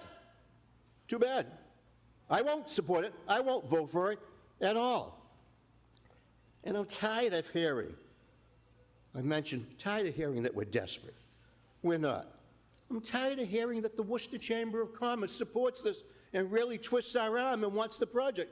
Well, good. That's good. They have every right to do that. But that doesn't make me support it because the Worcester Chamber of Commerce wants it. I'm going to look at the RDO and see if I think this company and their contractors and subcontractors, you know, will keep this RDO. I don't think so. I don't think so. And I've got an order or a resolution just like Dr. Mitra. Just coincidence, I guess, because I didn't consult with Dr. Mitra. I'm going to read mine. Maybe we can vote on both of them. They're similar, but they're not exactly the same. $5,000 fine to Menkiti Group. $5,000. My goodness, that's peanuts. That's peanuts. Should have been $50,000 then. There's an RDO, $5,000. That's no punishment. No punishment at all.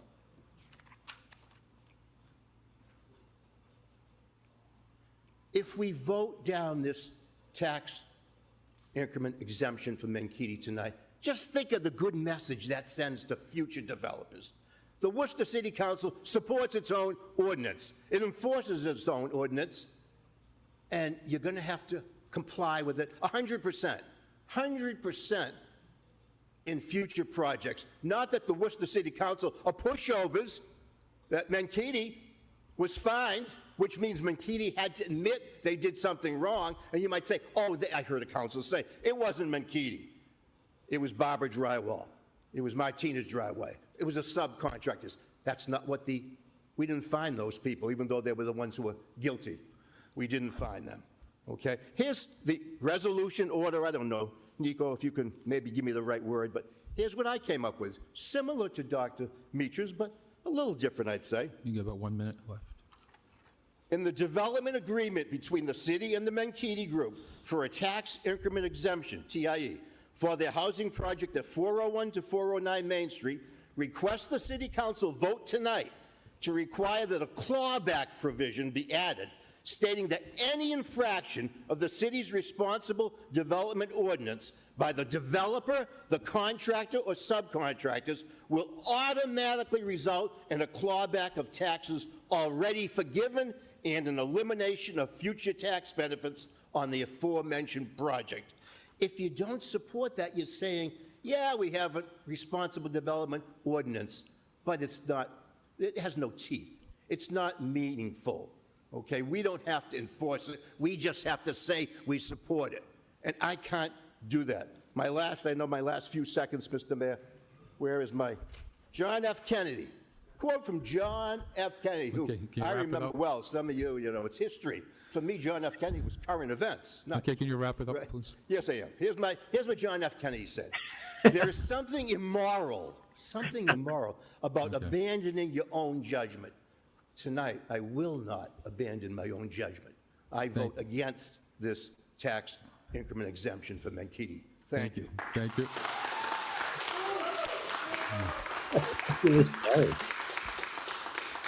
Anybody else?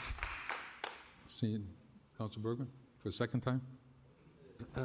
I won't use my full 5 minutes, Mr. Chairman. Just want to say that, I guess I've seen a lot on this body over the years, and usually the default position when one side doesn't have facts to disagree with the other is to try to pit one group against another. And unfortunately, this whole notion that I'm not a millionaire. Probably nobody here is a millionaire. But the truth is, the taxpayers of the city of Worcester will lose out in over $1 million if this property is not developed by the Menkiti Group or someone else. And what I'm hearing from Mr. Dunn, I'm not putting words in his mouth, is that it's been sitting there a long time. That doesn't inspire me confidence. What I heard from my colleague, Council Rosen, is he thinks it's going to get developed by somebody else. Well, I'm going to put my money with the professionals who have a good analysis of whether or not the property will likely be developed or not, and how it can get developed without our help through this financing, and I'm going to stick with my original vote. But one of the reasons why I want to stand is, there's all this discussion about true courage and changing one's colors or seeing their true colors. It's very easy to sit in this room knowing who the audience is and what position they take on a particular item and placate to that. I'm going to do the opposite. I'm going to go with not necessarily people in this room, but the 200,000 plus other people, and I've said this before, who live in this city, 1/3 of which who own real estate and will lose out in an additional $1 million to offset their real estate tax bill if this property remains undeveloped. So through the chair, I just have one or two really brief questions to Mr. Dunn. Through the chair, Mr. Dunn, how many requests do you get a year for similar type of tax relief from projects in the city of Worcester, from any developer?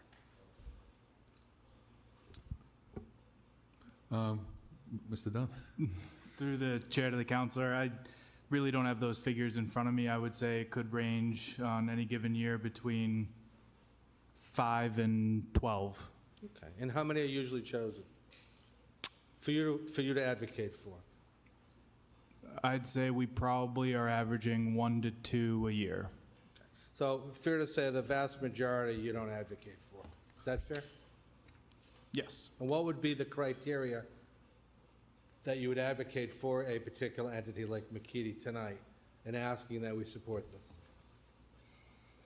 Through the chair to the council, we do have some established goals as we look at that, and it's actually called out right in the responsible development ordinance. So our goals with either commercial TIFs or residential ties is to see an expansion of the city's tax base, to see an elimination of blight or to redevelop an underutilized property, to create permanent, full-time, livable wage jobs for Worcester residents, to create new housing opportunities for Worcester residents, enhancing the diversification of the city's housing stock and economic activities, improving the livability and stabilization in the city's neighborhoods and commercial districts, encouraging sustainable and resilient building design, directly and indirectly spurring additional unsubsidized private development in Worcester, and then benefiting the long-term economic development goals of the city of Worcester. So to boil that down into some of like what we look for is a proposed project in an established priority area of the city? Is it necessary? So all of the review that we do in terms of the project's financing and their pro forma, is it really necessary in order for it to move forward? I would probably say that that is the most common cause of us maybe not providing a recommendation to the city council is our review and potential other sources. Sometimes projects, depending on their characteristics, might be eligible for a certain number of tools in the toolbox, so to speak, at the local, state, and federal level. So sometimes we're redirecting folks to other programs that could assist. So those are some of the things that we look at. So through the chair, my last question. You advocating for McKee's tie tonight, I would assume means that you feel financially. All right. that their Hey, outdoor bill. paperwork, it's necessary. That's me. Correct. That's very clear. Thank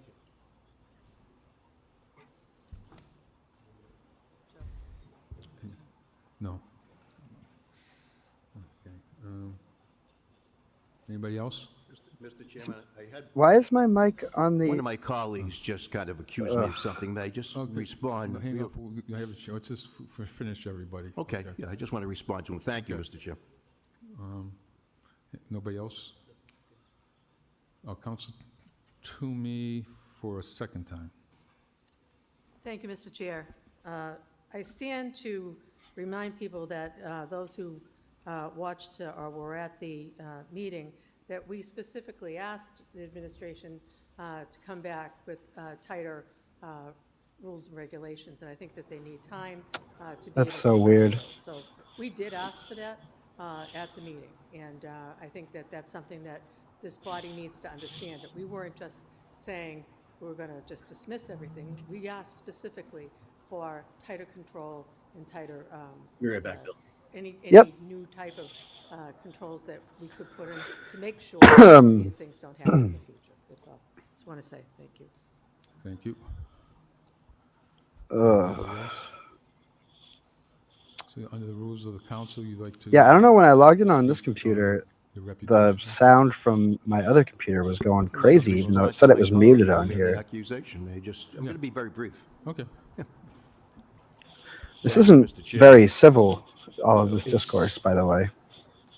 When my colleague, Councilor Bergman, basically accuses me of playing to the crowd here, I've known my colleague and friend, Councilor Bergman, for years, and I can't believe he would dare say that.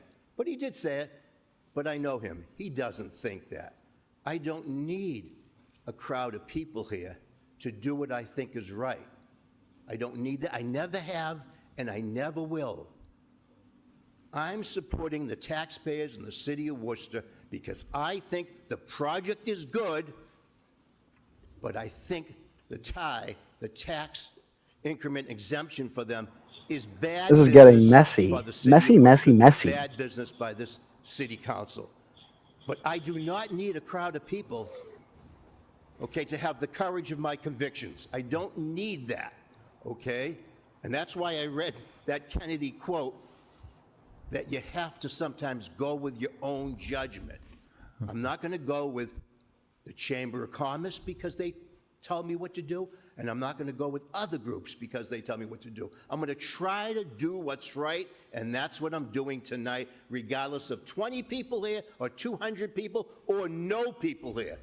They could all disappear now, walk out now, and I wouldn't change my mind to Councilor Bergman. Thank you, sir. Thank you. Okay. Seeing nobody else, we have a motion to, Councilor King. Thank you, Mr. Chairman. I just want to begin by saying, I appreciate this public hearing. I appreciate the dialogue. I watched the 2.5-hour subcommittee meeting. Over the last few days, Councilor Bergman ran a great meeting. Satra Mitra, Councilor at Large, and Kate Toomey had great comments, and Mr. Dunn did his thing. I'm extremely perplexed tonight that as this issue comes before our body, there's not a representation from Mankato that spoke and that represented their interests. So I just want to state that for the record. I will also say, I don't think that Bo Mankato or his family are monsters. I do think that this is a vote of principle, and this is a vote for the people, Mr. Chairman. I spent my entire life standing up for working folks. We've fought for this on this council for many years. And what I've been looking here for, Mr. Chairman, is assurances for the future. I've been looking for a corrective action plan, none of which is before us today. Nothing.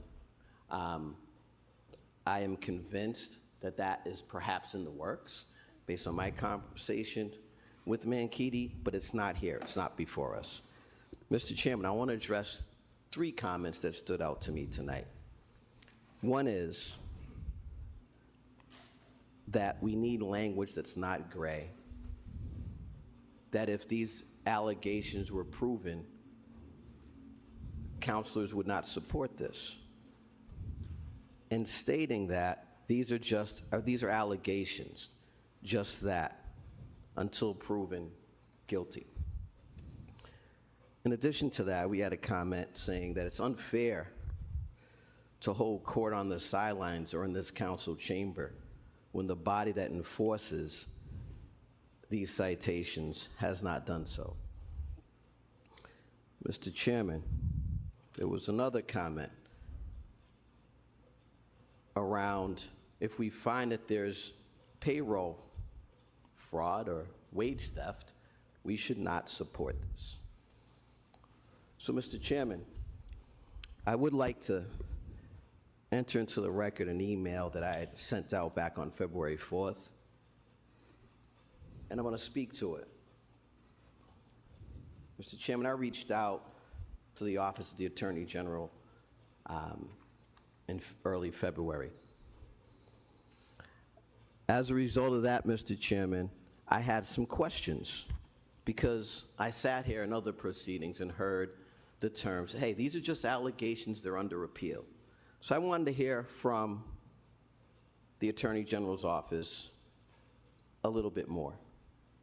And I was responded to by a senior policy advisor and then a response from the Fair Labor Division. Mr. Chairman, my questions were covering a number of matters. Is there a finding of fact? How should we interpret a citation? Is it simply an allegation? What are the consequences regarding citations issued by the Fair Labor Division? And what is the current appeal status referenced to the matters that came before us? Mr. Chairman, I'm going to read from that response. That response with regards to what does this all mean? It's indicated here that the citations issued, and I quote, represents this office, meaning the Attorney General's, final, factual, and legal determination regarding the prevailing wage violations uncovered. And for our attorneys here that are playing word games, I'm a bit disappointed that we continue to talk about allegations. This is from the Attorney General, not from Christian King. Uncovered during the pendency of this matter. As such, this office does not characterize the facts underpinning the citations as, quote, allegations. Additionally, Mass DOR can place a lien on real and personal property of a delinquent party, including interest. It also indicates that in the matter pertaining to Barbara Drywall and Joseph Barber, while those have been appealed with the Division of Administrative Law Appeals, quote, the appeal does not negate this office's explanation of enforcement sections. It does pause, as mentioned, the enforcement action. Mr. Chairman, there's a 2-day hearing that will occur on April 7th and 9th of this year. And at that time, the Division of Administrative Law and Appeals will issue a decision. These are not allegations. Any attorney worth its salt knows so. Let's not play with the people, Mr. Chairman. In addition to that, we know that these citations outline failure to prevailing wage, failure to submit certified payroll, statement of compliance to an awarding authority, failure to furnish records, failure to make timely payments, failure to submit certified payroll records, etc. Mr. Chairman, we've also heard that there is additional concerns regarding potential fraudulent payroll records that apparently have not been responded to by the administration. So I bring that all up to say this, Mr. Chairman. There's a lot of unanswered questions. There's a lot of unanswered questions. And to vote to move this forward at this time is a concern of mine. Through the chair to the administration, as relates to accessing HDIP funds that this tie is required to achieve, my understanding is that there's a current phasing of that now, and there's a potential additional opportunity to perhaps present again at a later date, perhaps in the summer, perhaps in the fall. So through the chair, if you could explain to the public what that looks like for this round or potential rounds. Mr. Dunn? Through the chair to the councilor, that's correct. The Executive Office of Housing and Livable Communities at the state level that administers this program and the state tax credit element of the program has an active round right now. It is, while they're still making those decisions, they're reviewing the applications submitted that were due in January. They should be announcing those maybe by the end of March, maybe early April. Aside from that, there have been no subsequent rounds advertised, but it would be reasonable to expect, as you noted, that there could be one in the summer or fall of 2026. Thank you. And for the record, I noted that because that's what Mr. Dunn stated in the subcommittee meeting. I didn't make that up on my own, so that was the professional's judgment there. Mr. Chairman, through the chair, as relates to the subcontractors, Martinez or Barbara Drywall, what have you, are you aware of whether or not there's been any consequences levied by the developer, Menkidi Group, to those subcontractors, through the chair? Mr. Dunn?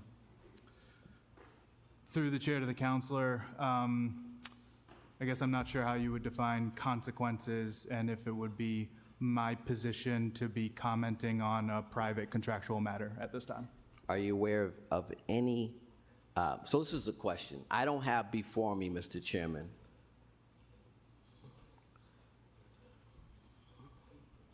okay. I don't have before me, Mr. Chairman, anything indicating that those subcontractors are being held accountable by the developer. Why is that important? Because Menkidi has done good work in this city. I expect him to continue to do good work. But if we have a subcontractor that's being irresponsible, and the other subcontractors that they're working with are being irresponsible, what assurances do we have moving forward that's not going to happen?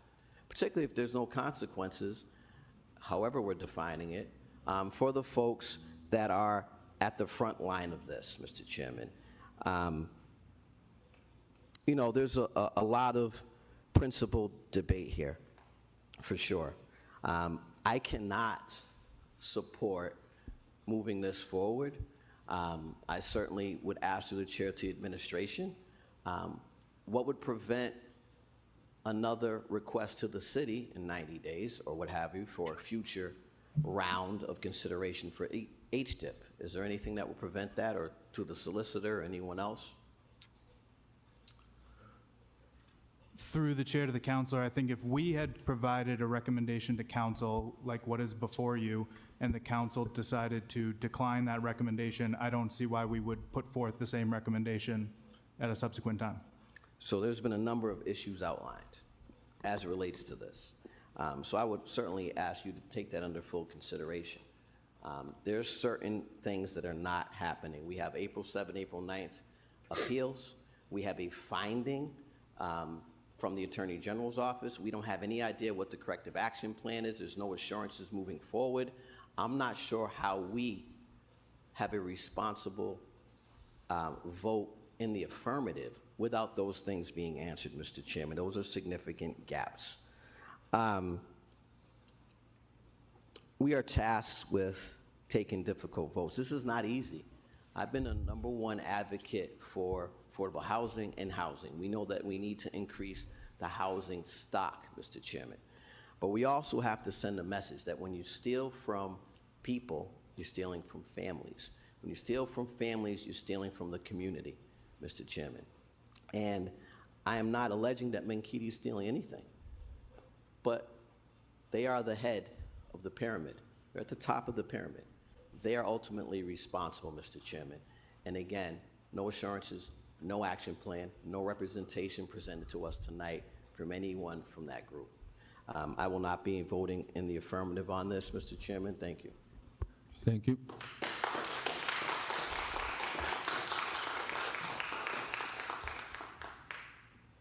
Okay. Council Toomey, did you just speak twice on? Pardon me? You spoke once, twice. It's the third time. Motion to This is suspend the third. rules. Motion I'm to fine suspend the with it. rules. All those in favor? Opposed, so ordered. Thank No, you, we should Mr. do a roll call on that. I think you need a roll call. Okay. Roll call? Councilor Bergman? Yes. Councilor Bellotta? Yes. Councilor Economou? Councilor Rosolo? Yes. Councilor King? Yes. Councilor Mitra? Yes. Councilor Ojeda? Yes. Councilor Rivera? Yes. Councilor Rosen? Yes. Councilor Toomey? Yes. And Mayor Petty. Yes. Mr. Chairman, I'm just curious, my colleague received this information on February 10th, and has had it. It's now March 10th, and he's just sharing it now, and I'm wondering why we didn't have any other information, any of this presented to us before. Just, I mean, that's almost a month. Our meeting was March 3rd. Super loud, Bill. Economic development. Should this not have been presented? How's that? Better. All right. Thank you. Council Bergman first. Since we're on this To be honest, I discussion. mean, I understand where my colleague's coming from, but to me, whether it was presented March 10th, I'm sorry, February 10th when it was received, or March 3rd when we had a committee meeting, it really doesn't matter. You know, I can take insults about my legal abilities, that's fine. I'm here speaking as a city councilor. This office does not characterize the facts, underpin the citations, allegations. Any prosecuting office is going to say, we're not making it up, but where are the facts that back up the allegations? Where are the facts that were proven? They don't exist on this document, which is what I've been saying since the first time I've spoken on this issue months ago. That we keep saying they're allegations. Yes, the Attorney General's office says we don't consider them allegations. Okay, I expect that. With the District Attorney's office, their charges, somebody say, oh, they're only allegations. They'd say, no, we intend to prove this. That's what this says. They intend to prove it. Of course they intend to prove it, or they wouldn't have issued a citation. But that doesn't change the question that I've had since day one. Where are the facts to prove this? If an agency says it's true, and other people say it's true, that's fine. but I need more than somebody telling me it's true. I need proof. In this document, this two-page document, other than reaffirming that the Attorney General's office thinks it's true, doesn't prove it. So I appreciate having it. I would appreciate having it a month ago, which would have been the courtesy I would have given a colleague. But having it now doesn't change a damn thing. There's no proof here. I wish there was, because I said from the very beginning, my position tonight was... The courtesy I would have given a colleague. But allegation, top allegation, you can pile... The courtesy I would have given a allegations colleague. you want. It isn't going to make the sandwich any tastier.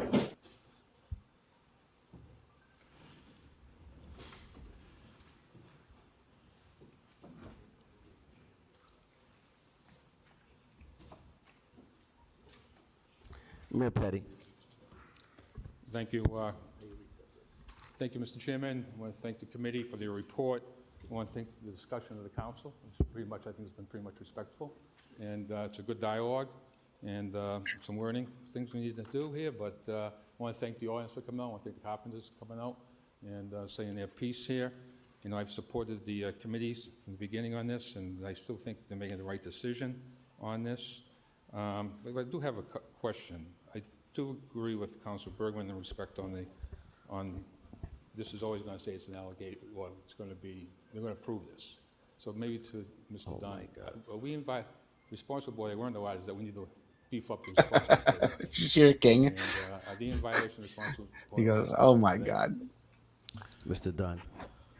Through the chair to the mayor, I appreciate the question because I think some clarity is probably helpful. I also think that it's just important because I just think that there could be a perception that maybe based on this email that was presented that maybe we weren't providing sort of accurate information, but what's being referenced is known to our staff.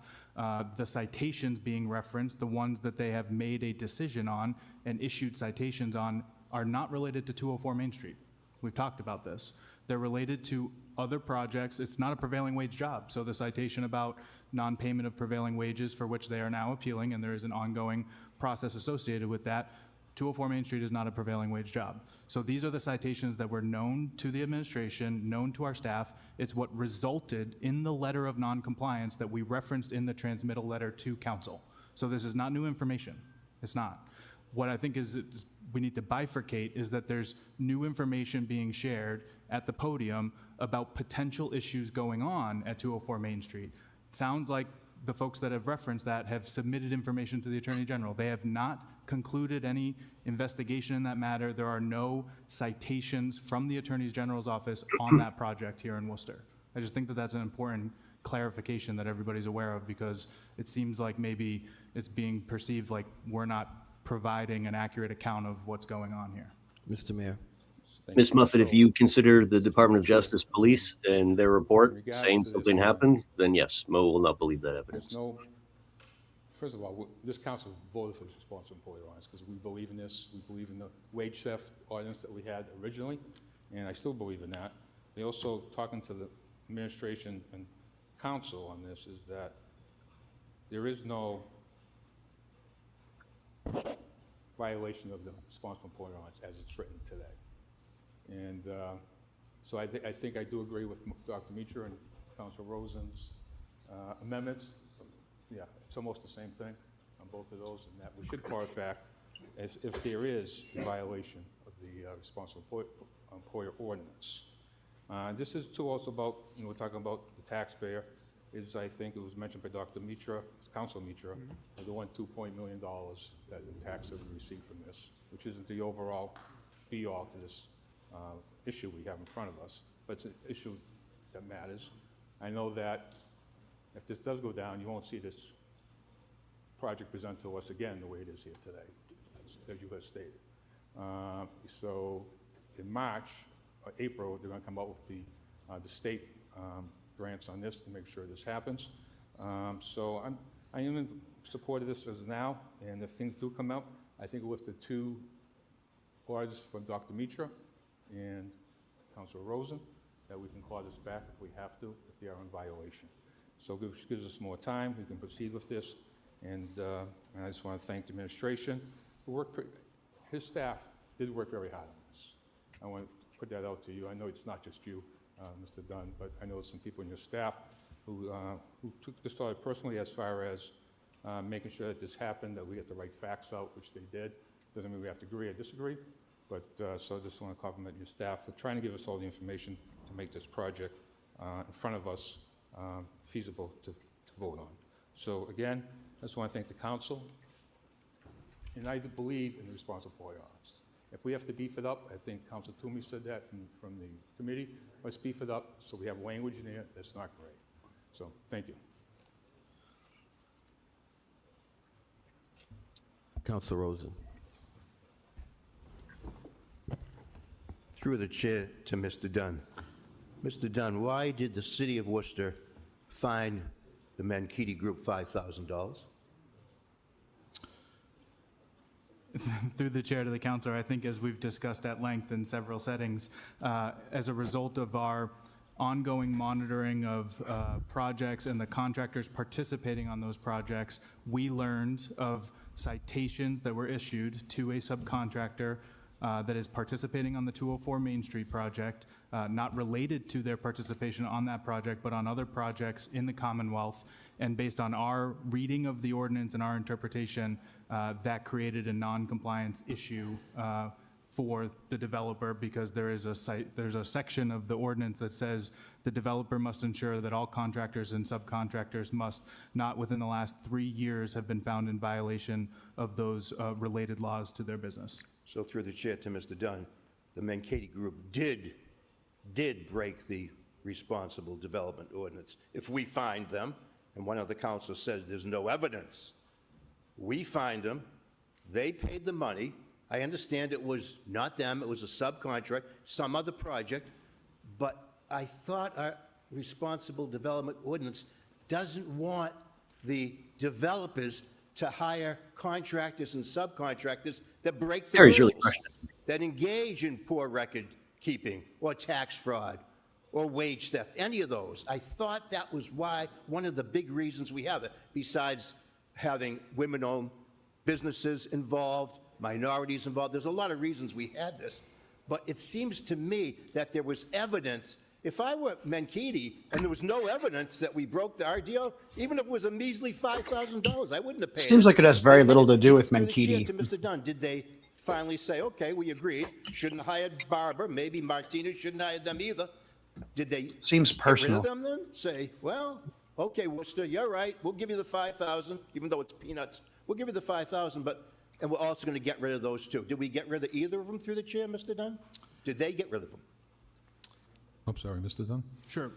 Through the chair to the councilor, as we've discussed before, I think contextualizing the timing of this is important, because it is not like there was a subcontractor that Mankiti Group and their general contractor were considering to participate on 204 Main Street that had a history of these types of issues or these citations in front of them while they were being hired to work on this project, right? So they hired this contractor, they were reviewed like we always do as the developer partners that we work with do, that there were no outstanding citations, recent citations against that subcontractor within the last 3 years. So at the time of them being engaged on the project, through the eyes of the ordinance, they were in good standing.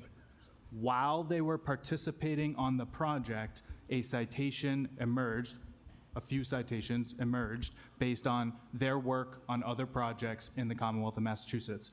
What is open to interpretation, and I think it's being alluded to here, is that our ordinance does not say, if that situation arises, if you have a contractor that was in good standing and they are participating on the job and they have some issue elsewhere in the Commonwealth, how should the developer bring the project back into compliance? That is what is open to interpretation. Our ordinance does not say if that occurs, they need to break that contract, that obligation that they have, and dismiss that subcontractor from the job. It does not say that. So the, I guess, actions that we are now debating about with Mankiti Group and what did they do, what could they have done, what should they have done, is open for interpretation. It is not clear in the ordinance when that type of situation arises with those set of circumstances what they should do to bring the project into compliance. It would be different, and I would say that they shouldn't have even brought a contractor onto the job if prior to doing so they had multiple citations leading up to that over the last 3 years, but that wasn't the case here. At the time of them being engaged, they were in good standing through the eyes of the ordinance. Through the chair, to my colleagues, to the mayor, to Mr. Rich, Dunn, Gary Rosen and Mo Bergman are Mankitti must basically have been in negatively non-compliance polarized against each to the other. RDO. They must have been. We They're- find them. It's like not We about find any them. They specific paid the issue. fine. To me, But if that's one of the them is going admission to of take guilt. one Now, I side know some on the on council say, something, oh, people pay fines all the time. It's the no other reason one's going to guilt. take the other side. To me, it is. And this has a net effect They of weren't guilty of violating the Gary RDO. Rosen They being like the shouldn't most pay the progressive fine. counselor But they we did. have, because Mo So Bergman's like if the I most just asked conservative. you for a yes or no, through the chair to Mr. Dunn, on a yes or no, did the Mankitti Group violate the RDO of the city of Worcester? Yes or no? Yes. Thank you. Thank you, Mr. Chairman. Councilor Rivera, followed by Councilor King. No, go ahead. You go ahead. Sorry.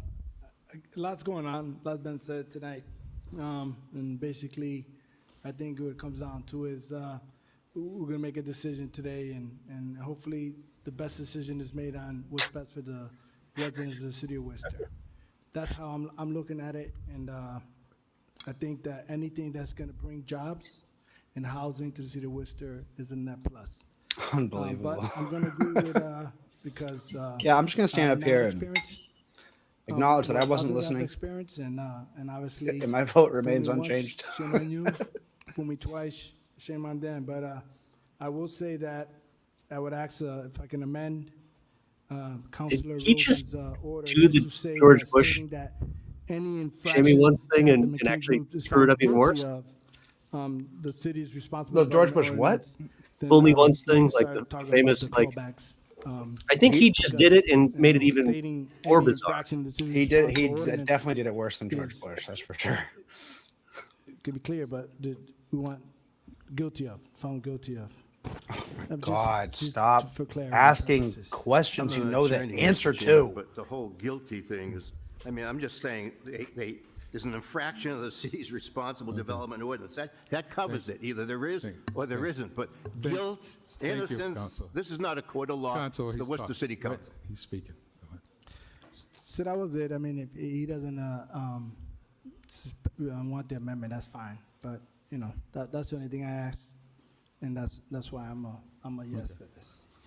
Thank you. Literal Councilor turds King. for brains. Oh my God. Amazing. Thank you, Mr. Chairman. Thank you, Thomas Through the Duffy. Chair to the administration, can you speak to the additional concerns that have been brought forward to the city regarding Martinez drywall, and is that related to Mankitti? Rich, there are some pretty big deep ties Through to the chair to the Mankitti councilor, Group we in received Worcester a City letter Hall from and the Carpenters throughout, Union Worcester as they City reviewed Government. So public records that were it's provided definitely personal beyond relative to Owen cross-checking and Gary. daily sign-in logs from the project with the certified payroll forms that we have on file. And the certified payroll forms that we have on file for the drywall work have all been submitted by Barber Drywall. And some of the sign-in logs, some of the employees, because the employees individually do that when they arrive at the site, listed their employer Mankitti Group as Martinez is like Drywall. And so the question, and first the, season House of concern Cards is that if there is another side character. employer, another subcontractor on the And the job, reason they are why are in we Worcester not seeing certified because payroll forms from Martinez Drywall? All of the drywall payrolls we've opportunity been receiving is zones from Barber Drywall. established by the Through the federal chair, is that government. I potentially think under Obama. fraudulent? Potentially? They have a Worcester office and a DC office. Based on your experience? And Through the chair to the councilor, I'm not going to They- speculate on that. do a lot Thank of you. projects. That's a good answer. Mr. Chairman, I want to reiterate, I asked the Attorney General to explain the legal significance of its citations and penalties that were issued in this manner, Mr. Chairman. I don't think Mankitti So I want to reiterate, these are not donates to campaign. allegations. These are not allegations. I would love to be, They indicate proven wrong if somebody wants to check that the OCPF legal significance and see, but I'm pretty and sure that they clarification don't play that is game. that these are characterized as the facts. That's more the speed of like the Crocs. Not allegations. And to continue to refer to it that way really does a disservice to the folks that were unfairly compromised. And we heard councilors and the mayor say that there was no violation of the ordinance. I heard Mr. Dunn say that there was. With all of that, there is not enough to move this thing forward. Where is Mankiti, Mr. Chairman? Why aren't they here? Why aren't they speaking to this body? Okay. Okay. Okay, so we have two amendments. Not amendments, but two orders. Point of regarding order, Mr. Chairman. Yeah. Just regarding the two orders, we just heard testimony from Mr. Dunn that they were in violation of the ordinance, and these motions call for actions as it relates to that. So are we calling right now that these motions go into effect upon this roll call?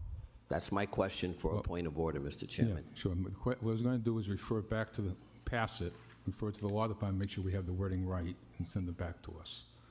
So, This is a resolution. I think Mankiti might be a little bit too big and sophisticated a group to be It's just a resolution reconfirming. spending money on commitment. city councilors. I don't know what Gary's is, I don't have it in front of me. At least that's my read. we're talking about the $5,000, right? Yeah. Mr. Dunn?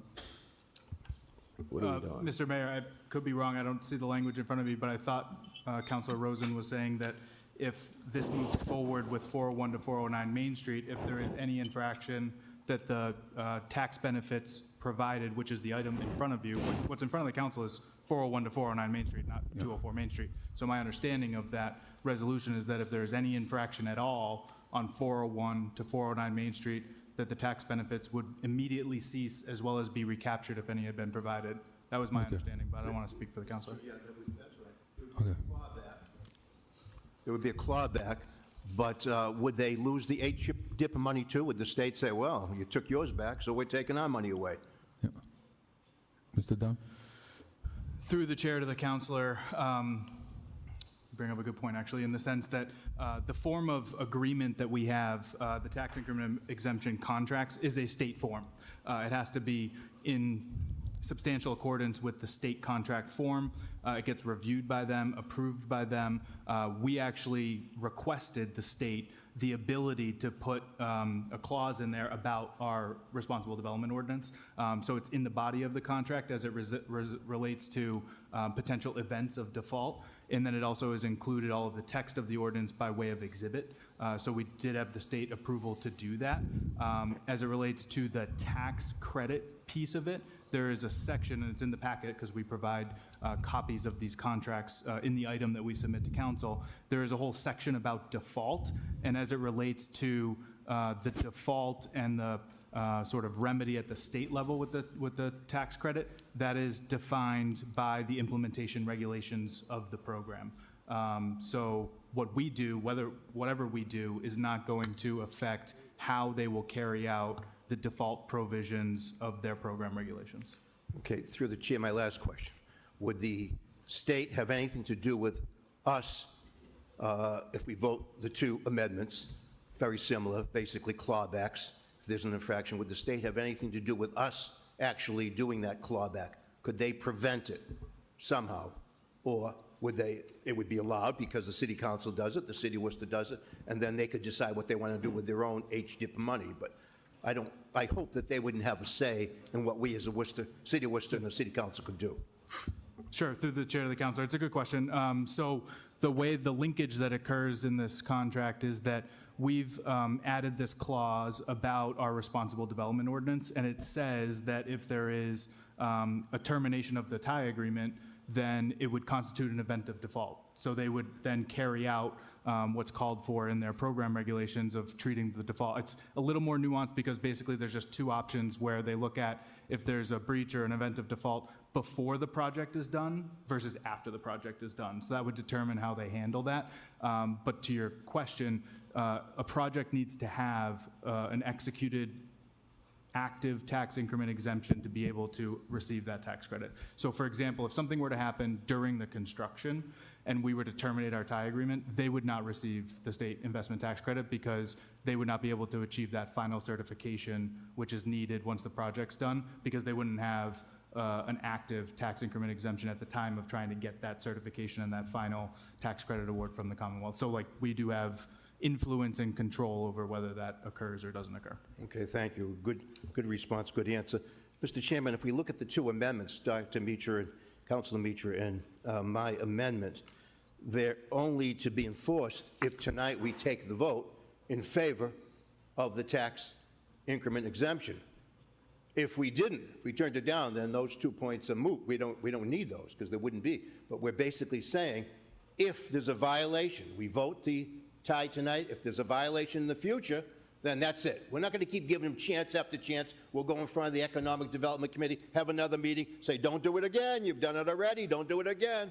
No, we're not going to do it that way if we support the amendments. But I think the first vote we have to take is for or against the tax increment exemption. If that passes, and I can count like everyone else here, I can predict how many in favor and how many opposed.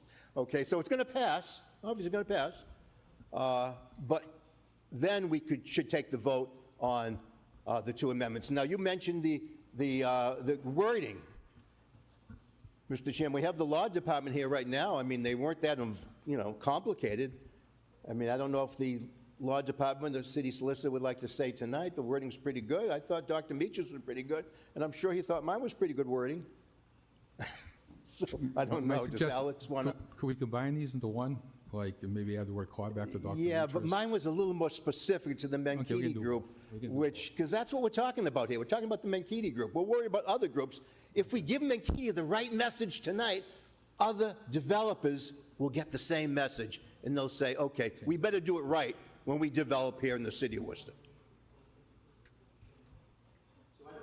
I don't think my wording was that poor. I think it's basically, hey, don't do it. Do the project, don't do it, get the right contract and the right subcontracts, and do the work right. And then we'll have a good project. We'll have those 48 residents, those 48 apartments. But do it right. I just hope this council has the courage to tell Menkidi, you better do the old Shacks building right. Looks good so far, the outside. The facade is beautiful. Oh my God, they restored that beautifully. So do the project right and we'll all be happy. Thank you, Mr.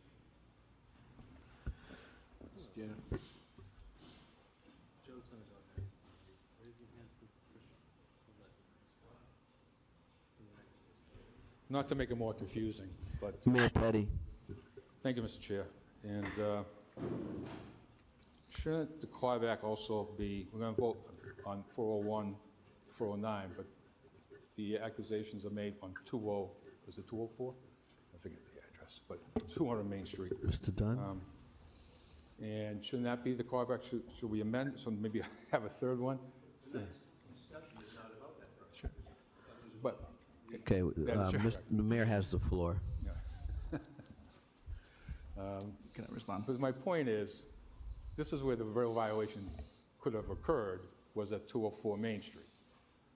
So in a separate motion, we should have a clawback provision on that. Is that doable here tonight, or? Mr. Dunn. Through the chair to the mayor, the tax increment exemption agreement is already executed with the Menkidi Group for the 204 Main Street, and I understand the intent of Councilor Rosen's resolution. I will say, kind of as I was describing, there is this clause in all of our tax increment exemption agreements that talks about compliance with our responsible development ordinance. And in the ordinance itself, there is a section relative to remedies and corrective action. And it says that if, aside from what we've talked about before with the kind of initial letter of noncompliance and the $5,000 fine, it says that failure to implement a corrective action plan may result in a revocation or a reduction of local tax benefits associated with the project in the sole determination of the city of Worcester.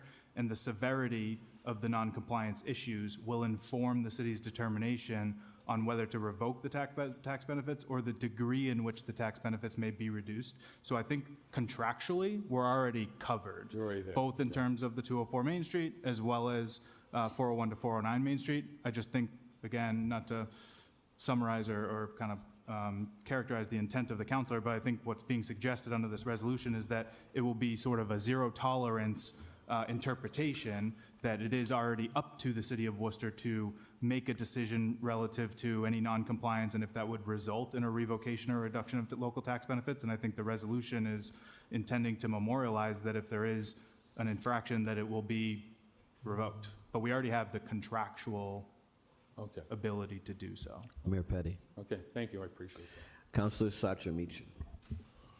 Thank you, Mr. Chair.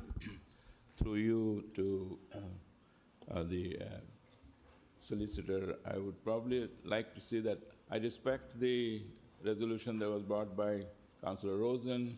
I had the resolution. I think at the end of the day, they both mean the same, that we want them to follow the RDO.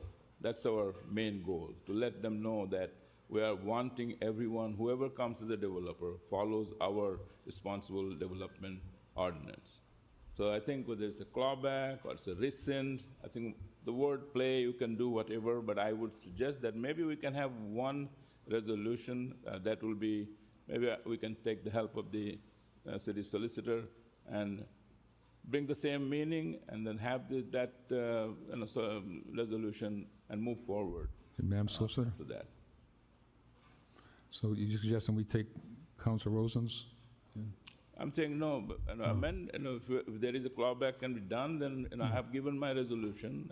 If there is any way Madam you Solicitor? can blend it together and have just one, rather than having two councilors' resolution and we're just not clear what should be done, then I think I'll be suggesting that let's have one and have our solicitor make one out of this. Madam Solicitor? Both are valid, I think.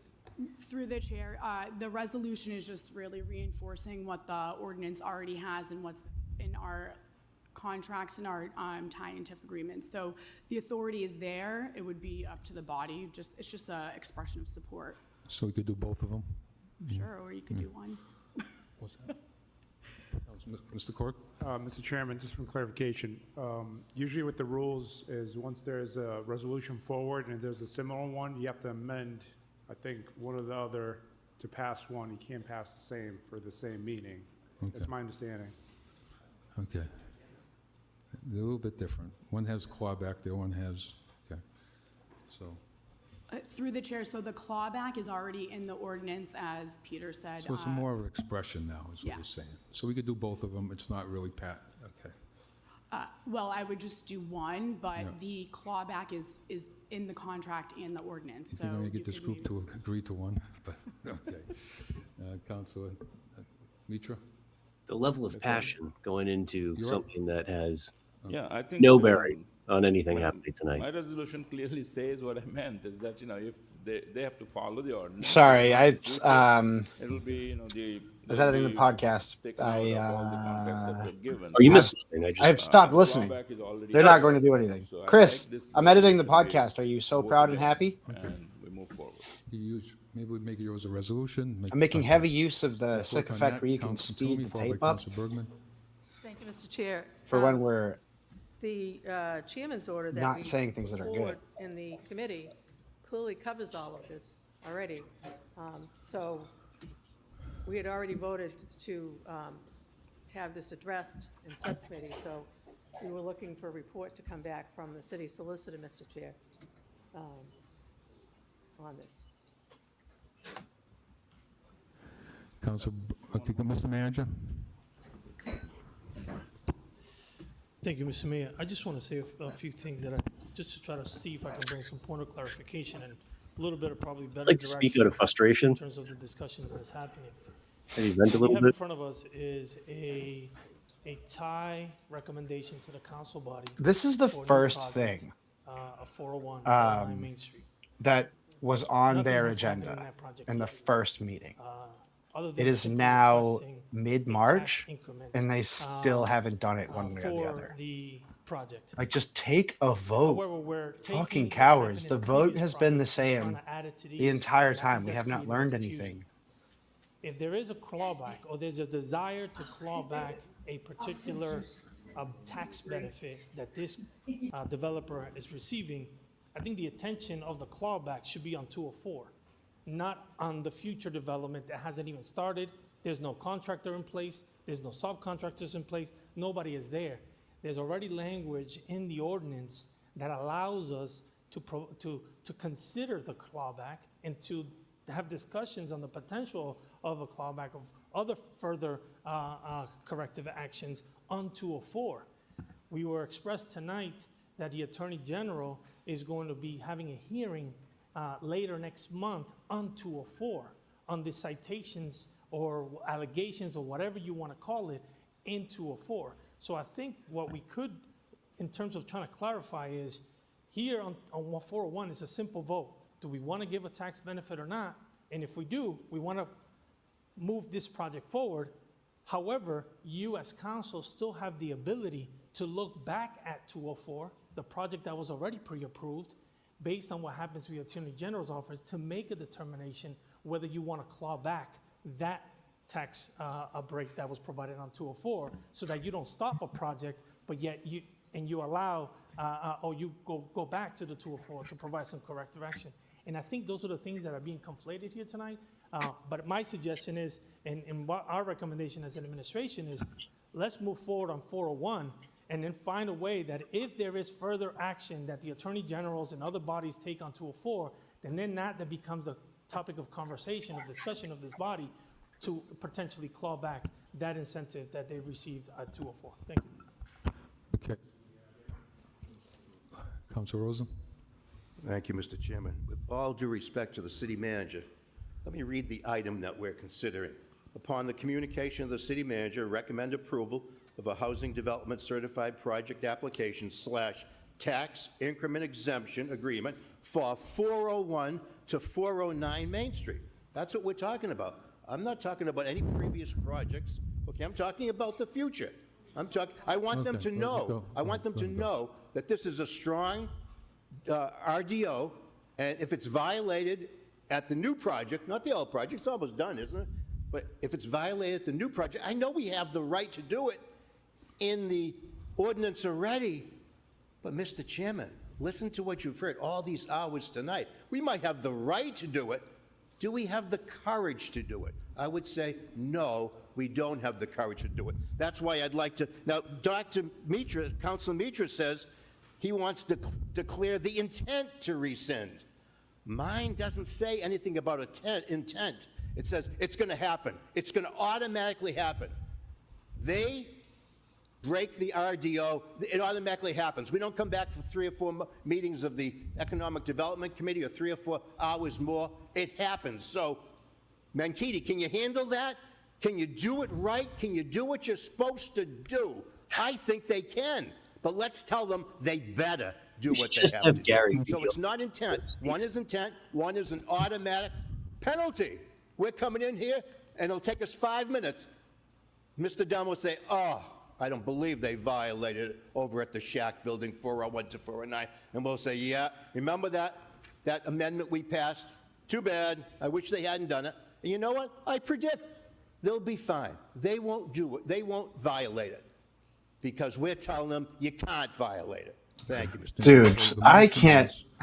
I agree with Gary Rosen on this. I just like stop. But the first motion would be to. He's going to keep talking to you. Want to just take counterpoint on that. The second motion would be the vote. You don't have to get the last word in. He's like really trying to do that. Like this is like an argument where that matters, like a spousal argument. You know, it's just a vote. Take the vote. It's going to be 7-4 or 6-5. Just do it. Has Louis Ojeda said anything? No. And we're going to rescind what we're voting on already? No. That's not my understanding. Yeah, so, all right, probably 8-3 then. No. That's correct. So, that's correct, right? No. Okay. We'll And see. Mr. Chairman, I'm putting again, money on 8-3. No corrective action plan. I would like to make a motion that may That's a good point, Eric. The amount of cowardice that goes into Thank you. like prolonging this so that they can like come. What am I trying to say? So that they can all get on the same page with what their rhetoric is going to be on it. Approval of the Housing Development Certified Project. It's just exemption agreement for 401, 409 Main Street. There needs to be a glass timer. Company resolution. Roll call. Counselor Bergman? Yes. Oh, the item itself.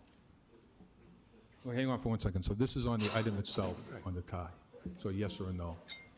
Then we'll do the 2, 3 orders after that. Yeah. Okay. Okay. Counselor Bergman? Counselor Pilata? No. Counselor Economou? Counselor Fasolo? Yes. Counselor King? No. Counselor Mitra? Yes. Counselor Ojeda? No. Counselor Rivera? Yes. Counselor Rosen? No. Counselor Toomey? Yes. And Mayor Petty. Yes. So, Mr. Mayor, that passes 6-4. Then the next item is to take these 3 orders together. These Council Mitras. Okay, so take Council Mitras first, and count as they are presented. Council Rosen second, and Council King is just asking for a corrective action plan. So we'll take that. All those in favor, opposed on Council King's motion. Those in favor, opposed, so awarded. So the first motion is on Councilor Mitra's resolution. Roll call. Mr. Chairman, just for the record, there was also an amendment, I think, by Councilor Mitra to include the future with that amendment as well. Include what? Oh, future, yeah, as amended, okay. It was Council 6-4 Mitra- because Council Tony Mitra's Economy was not as there. But amended. Tony Economy would Counselor have been Bergman? Yes. Counselor Pilata? he's a Chamber of Commerce guy, so Counselor Economou? it would have been Counselor 7-4. Fasolo? Yes. Counselor King? No. Counselor Mitra? Yes. Counselor Ojeda? No. Counselor Rivera? Yes. Counselor Rosen? No. Counselor Toomey? Yes. And Mayor Petty. Yes. No. Council Rosen's. What's the vote on that? Mr. Chairman, point of order. Is this a resolution or an amendment? Council Rosens, is this a resolution? It's an order, separate order. Sort of like Dr. Mitra's, but you could refer to either way, I Well, guess. Dr. Meach's is a resolution. Yes, yeah. This is an order. There's a Yep. difference. Yep, it's an order. Is that fair? I'd like an opinion from Nico on that one. So, To me, it's semantics, but It is probably not. semantics. I agree with you on that. Yeah. so through the chair to the council. So the way I'm reading, Councilor Mitra had a resolution. I think Councilor Rosen had a similar resolution because, order directed the manager, it's in the ordinance, so it's just the body itself declaring, maybe the solicitor can jump in. I think, Councilor Rosen, your intent is to also declare with this vote that the developer has to hold on to, make sure that we hold Yeah, them that accountable it's going to to the happen. ordinance. It's just going to happen. Yeah. So you're resolving tonight, I'm assuming, I don't want to put words in your mouth, but are you ordering the manager, or are you resolving that the council will hold this developer responsible if they violate the ordinance? That's right, but I still don't know if you call it an order or resolution. To I me, would it doesn't recommend it's a matter. You resolution. decide, but Okay, it's a resolution? resolution's fine. Yep. Roll call. Councilor Bergman? Yes. Councilor Pilata? Yes. Councilor Economou? Councilor Fasolo? Yes. Councilor King? Yes. Councilor Mitra? No. Councilor Ojeda? Yes. Councilor Rivera? Yes. Councilor Rosen? Yes. Councilor Toomey? Yes. And Mayor Petty. Yes. Okay. All right. Okay, we'll go back. All right, we did it. Rich, the lawyer flips a coin in case of a We tie. did Council King's already. The Okay, so outcome we are that on we all knew was appointments. coming in That's January. We correct. have finally gotten it 10.1A, in Transfer March. Information Communication Rules, the appointment of And Kristen. it is Rivera exactly as to the boring Voters as it to the was. Historical Commission. I want to thank Kristen for her service, for their service, and A little bit motion jaded, I placed on file. Those in favor, opposed, so ordered. Recommend the appointment of Wilderize Perez Fieri to the Affordable Housing Trust Fund Board of Trustees. And confirm down the roll call. Roll call. Councilor Bergman? Yes. Councilor Pilata? Yes. Councilor Economou? Councilor Fasolo? Yes. Councilor King? Yes. Councilor Mitra?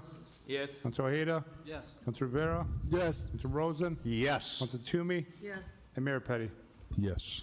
We are on economic development, transmitting information, communication, economic development initiatives. Okay. Okay. I got a couple questions. We are on 10.4A. Thought you would die.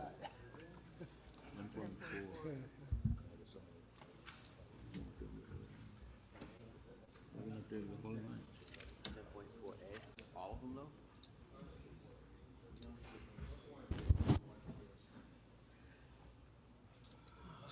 So, yes, we'll take 10.4A through F. Okay, perfect. Mr. Mayor, 10A is what you're speaking on. Yeah, so to take them all collectively, I'll just try to do them all, I guess, but I just have, done, I just want to, Okay. people should read these reports. I hear people come in here to the council and say, we don't do anything, there's nothing on housing, there's nothing on this, nothing on that. Take some time to read this economic development report. Some of the stuff is upsetting that we're not moving. You didn't forward. do that. Hotel, we have a new hotel that's gonna go up. Council didn't do that. We're on pace to do that. We have a hotel that we're still waiting for by the People ballpark. say we don't do anything. Appears So to here, be read going- this report of what other people The way I did, read the and report, and you can tell me different. you know, Seems to put be that in positive, your moving put in the up right put that in direction, your you know. joint and light We're it up. working with the developer there.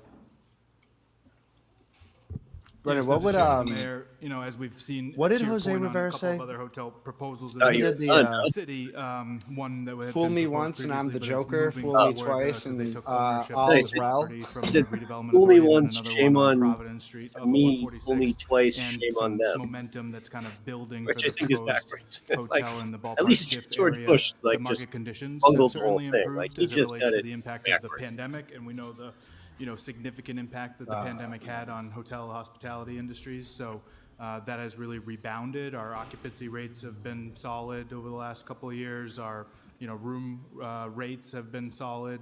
There is still this kind of fundamental issue that we have with some projects and the economic feasibility, construction costs, interest rates, and sort of the return on investment and attracting that capital, whether it's lenders on the debt side or equity investment. But we're seeing some good progress in that industry, and with those really 3 hotels that we've had on our radar. Mr. Mayor. Thank you, and I appreciate that.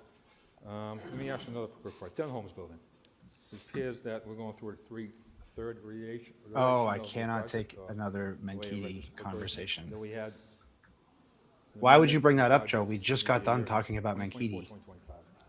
And then now we're waiting for another amendment to it? Does he not know that that's Mankini? Yes, through the chair to the mayor, the Denholm, as we I think all know, and part of the reason why the redevelopment authority was asked to get involved in that property is that it's extremely complicated. It's a building that really does not have an adaptive reuse scenario for it because of its previous use as a department store and the depth of the building. There's a lot of what we would call dead space in the middle of the building that creates challenges for those types of adaptive reuse as you think about natural light and windows. we thought about on a ice housing holding type of, facility. redevelopment, and as it had been office space, a lot of common area maintenance, a lot of fees involved in maintaining those common areas.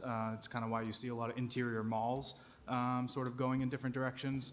And so we expected it would be a long road Yeah, to like kind of 10 stitch floors of together pickleball. all of the necessary pieces to make the project happen. So as a quick summary, the redevelopment 10 authority, what? after taking Floors of title to the pickleball property, courts. did a request for proposals process on that. We had 4 proposals, 2 of We which were love pickleball. not qualified. They didn't meet the minimum criteria. And then the final 2 proposals were evaluated by staff and the WRA board. They did select the Mankini Group proposal. I know we've talked And a this is lot gonna about be a Mankini shitty Group take, tonight. And so their Punctuation mark on this whole conversation proposal about included Mankini an Group and 11-story Denholm building with is like, 233 there are some residential buildings units and that, like, ground floor the real commercial question is, space. why are we And so the saving this redevelopment fucking authority thing? executed what we call Like, a I land disposition understand and preservation is development important, agreement. It's historical like significance is version of a important. We purchase spent and so sale much agreement. time And in that, there's deciding a not to just series of level that milestones building. on the Now we're project stuck with a progress, building starting with and due a diligence. developer to And so our develop that initial due building who can't diligence do shit with the timeline building that'll ever came be to a useful deadline for in us. 2025, and as a result of that I know, effort it's- and I- their report back to the WRA board about I don't- that, I- the like, estimated we don't need to costs like, what- involved in the abatement and the demolition of the building. Why would we is tear down the Notre Dame significantly church more expensive and than I save think the Denholm anybody had building? anticipated. If This So is as part that, of they had part of the requested problem an too. Is like extension, the life, to the that life, timeframe, as useful well as, lifespan of a building a is an important modification thing as they to looked keep at in mind, overall right? Like, project feasibility like, and what's currently happening in my neighborhood, in market it's conditions, split evenly and as we've seen between with some other like projects. Similarly, when you 150-year-old think about houses these and then kind of GI tower-type Bill era proposals that are houses. over 7 Like, stories, Yeah. when you get those over 7 homes stories, they all you're serve the talking same about a purpose. different level The of GI Bill era building homes are arguably typology more and building efficient code and that drives a lot of they're cost. constructed And in a way so, that makes more as sense for part like of their modern effort heating, to really cooling, drive whatever. the feasibility of their But like proposal, the old they're, homes they have revised the perceived proposal to inherent be 7 value stories, because which they're is old. more in line with The what new we're seeing homes, in the market because of newer those homes, conditions. not new construction, Still at a healthy perceived to have 190 less value unit count because they're not as old. estimated. But just And give it as another part of 50 the years, WRA and we'll be board's having the same sort of consideration problem in that, deciding whether or not to extension knock and down that the GI amendment, building homes. Like, WRA whereas really, we board should just be looking at requested my and whole Lake City neighborhood. Group So you know what? agreed to We a, put a lot of fucking condos over here. accruing Yeah. non-refundable deposit. I know, dude. And like, as part of that, to 50 maintain years, their it's gonna sort be of like, damn, exclusivity dude, and your their- tent has a agreement zipper. with the WRA moving forward into this, what I would say. That's next so old kind of school. That's benchmark awesome. timeline. So that's where we're at right now. You know, things could certainly continue to Only the evolve slate as we roofs are move still forward. intact. But Whoa, you have two particularly what tarps? we're strategizing on right now is assembling What are you, made of money? resources to tackle the abatement and demolition of the building. So we would love to see that get started before the end of the calendar year. We're actively working on various proposals to state and federal sources. We've already secured a $500,000 site readiness Oh, grant I'm for almost master done editing development this on that. We're working on freaking some other, podcast. This I programs, never including want to do this again. brownfields, that Doing the could stream help and with, editing some this of the podcast at the same abatement and time. It's just the way that environmental my day necessary at worked the out property. today. So we're working on it putting is. together those resources. It hurts to, my brain. Really get the Fuck, property Cambridge, that's pad ready, genius. because having We'll the put the building cops standing in at, the Denholm you know, building, big multi-million wide dollar open space, cost and they can before get a you feel can for get what the open started floor on a plan sort of classrooms in blank South canvas High were for like new for decades. construction. It creates a lot of risk and challenges around feasibility. So we hope to be able to accomplish that and get it, you know, more pad ready and prepared for the new construction to follow. Mr. Mayor. No, I look forward to that project. Someone should find a friendly counselor who's Stay on willing top to of take up that issue. People want to look at the report. Yes. We talk about, the report goes under the Rossi development. Police could have a new Washington station, Street, as long as it's the Cape Denholm building. properties, which is 3 or 4 items. Union Station. which It's is right downtown. doing the, Perfect. The renovation Literally there, perfect. and also putting it up- Also, there's nothing wrong with the police station. also I don't. have No one has conservation articulated a single program, thing. Greendale Revitalization Project. Actually, no. I heard John Keel one which is time important. mention Hopefully one that good moves point. to fruition quickly. I know it's a- Sort of, it's even a, though it's very important to the just administration and like council to pussy get shit that done they as a don't want to have priority. their cars parked Then we in have a Habitat for Humanity, 100 Providence Street. surface lot Washington Square. Mm. Then talks about because programs of that can help safety people out, concerns. if they need some And now that it's coming out of my mouth, that's not a real And the concern. next item, housing. People should take time. I can't think of a I can't think of any time anyone's mentioned like a People real don't think we're doing anything about problem housing. with that building This is the necessitating 2025 building permit the upgrade. represented 546 new house. I think it's all mechanical stuff that they've had issues with. Like, That's a big number. and I think it's just one of those things that they get to the point where, like elevator replacements and mechanical system replacements, like HVAC and whatnot, the number gets to a certain point where it stops making sense to. Yeah. I don't know that that's a justifiable thing. That's the closest I've heard. Well, other than I fucking hate brutalist architecture. I don't care what city it's in. I just Oh, dude, that's where we diverge. I think that it's amazing. 381, which I really like restricted affordable housing. the 105, which is 14% ADA the symmetry, the cosmic symmetry of that building looking like that right across the street from the old decadent courthouse that says obedience to law is liberty on the front of it. It's like, welcome to fucking Worcester, brother. Like that. It's 5. I get you. I love it. And then we have subsidies. People are interested. We have a whole bunch of different plans. Dude, the Denholm Aquarium would flood be abatement fucking plans, awesome. Grants, rental assistance. Rental assistance, I know we passed, Mr. Manager, with. And then, like, the ARPA flooding, money was there to it get really- $1 million. I think twice. be kind of a good thing. Submitted to City Council relative We to want ARPA more status. water in there. This guy has We want as much water as we can get in there. $2.23 million for It's an rental aquarium. assistance and $2.13 million for utility assistance, which is pretty, I have to say, but was well needed this winter. So hopefully this weather maintains what it is today. So I just want to thank everyone. Put Jim Brooks and your department. I'm probably missing some people, but taking the time out to do this, a very thorough report. And also the tree canopy, which someone called in and spoke about how important that is. I know we're trying to get funding through the state. Usually, I know it's harder to get, especially with the budget cuts. So you can push on that. Hopefully get some funding from the state on that. And the other report was on,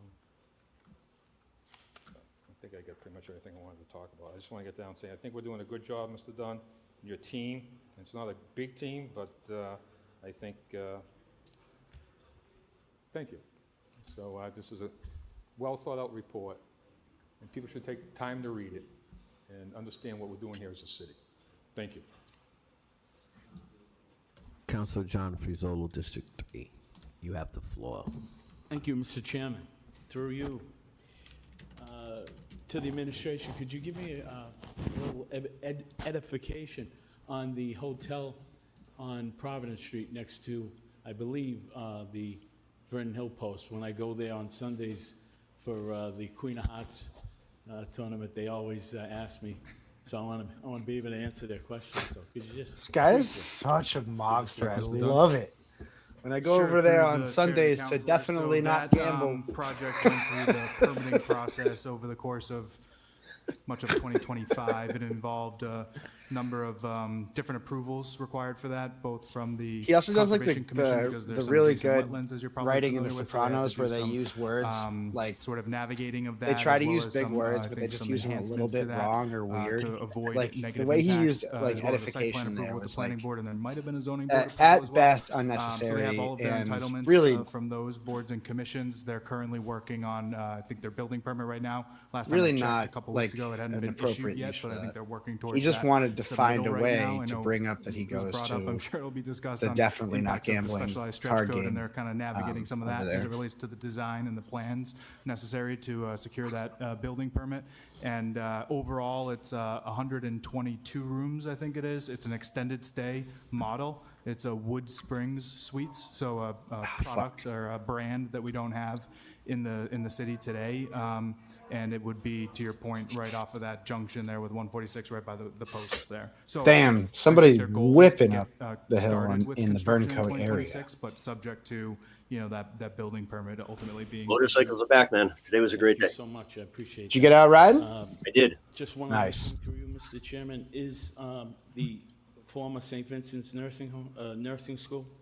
I just read here, and I was notified by the manager of Congressman McGovern securing a $1.2 million earmark. That's a good thing, obviously. And does that progress the project along more seriously? Obviously, it does, I would think. But could you touch on that as far as what the process would go? Could you answer my leading Yeah, question in the sure, way I through the chair expect? to the counselor, when you make attempts for federal earmarks, especially in the current environment, you never know if they're going to come through. So we This is an submitted that, important question gosh, from probably Cambridge here, 18 months Brendan. ago or so. Does June have a sidecar? So not in connection with this particular No. developer, and We've can't talked just about it pass though, through like the earmark sidecars to and the developer backpacks. that's been She's not like selected to afraid take of the that on, but it motorcycle, is gonna but go I a can long see way her in, again, just, like, preparing the making a historic mad dash building once we for its finally get adaptive reuse, Freaking. because there is a significant Once amount we of hit 88 miles an hour, like, environmental that's when I think that remediation that it needs to just makes occur it there, pretty hard. particularly with Yeah. asbestos. But yeah, And so we'll use dog and those goggles dollars as a and sidecar, municipality that- to We'll get there get someday. those Might not be with conditions remediated to I have improve the a overall, porch cat. feasibility for the project. because Chungo, then if we're able Rascal to Fats. take He that comes out on the and- porch with and, me, and I don't even address put him on a that, leash then or it's anything. something that the developer And he will just have to sits do as there, part of their and he's so budget. scared of everything else And that they're if like there's currently anything wrong, he working wants to run right back in the assemble house. the historic tax credits. But he associated wants to with go that. out and As I'm sure many are he- aware, it takes every single some minute that he's time for away. those various applications, both at the state level and the federal level. To We get still those have our approvals Christmas and then tree out ultimately there get on those, the porch tax credit because he allocations likes it into so the much, we project. can't So get rid they're of it. making some progress on that, but it'll be some time to put together all the pieces associated with the project. Thank you, Mr. Chairman. This is one of my babies. This is one of the reasons why I ran for this seat when it became open. I'm very interested in making sure this happens and comes to fruition, so I thank you for your due diligence and your hard work, and those in your department, Mr. Dunn. Thank you so much. Thank you. Okay, we have Council Mitchell, followed by Council Bellotta. Thank you, Mr. Chair. Through you to Mr. Dunn. Mr. Dunn, I'm so happy to see this report that you have presented. A lot of work, a lot of hard work for your office, as well as the Economic Development Department. I'm really thankful to see the city is really doing so many things, which really makes our economic development program go forward. As I said, that we're always thinking and talking about building homes, apartments, market rate, affordable housing. Along with that, I think it is important that we do have other factors also, other items also, such as a good hotel, good entertainment in a place. We want to bring in some trade shows. We want to make our city to be really attractive, and for businesses, for people to come in here and see that this city is not just the city, but it's got so many other things that people can come. With colleges, we already have. So I think the development that is happening is really moving forward in a positive direction. I thank you for your, and also your office colleagues for doing such a great job. What really fascinated me is to see the legacy business program. I think it's a great idea. You know, we got to be business friendly. We got to show that the city cares for our businesses and does the recognition for what they do. And the fabric that you have mentioned. We just don't do that enough. That was a great We don't do that. Like what we just did. I'm sure you have some. It's not. It's not enough. So overall, how's anyone going to actually read between the lines on that one? You know, we have to let them spit in our mouths actively. Thank you. Okay. In front of the public. Economic development team and city manager, there's so much going on in these reports, so much good work, and it speaks to really the hard work and expertise of our. Nice that Jose is not even a part of the meeting anymore. He's just over there talking to affordable housing trust your staff in the corner. And we're really fortunate that we've. He's like, you guys going to put a hundy down on the at the Queen of Hearts game? Affordable units. So I want to thank the Affordable Housing Trust Fund for doing that. Your team has done, and also Jim Brooks, Jeanette Tozer. I want to thank the advocates from Center for Living and Working that we brought this to the Affordable Housing Trust Fund and helped advocate for this. And what us working together as a community has really made something great happen with this. The 50 ADUs is great. It's exciting to see the new, Washington Square, that building go up. The elder home repair. Is that the number? There's 50 ADUs permitted in the city bill? To seniors that want to stay in their homes.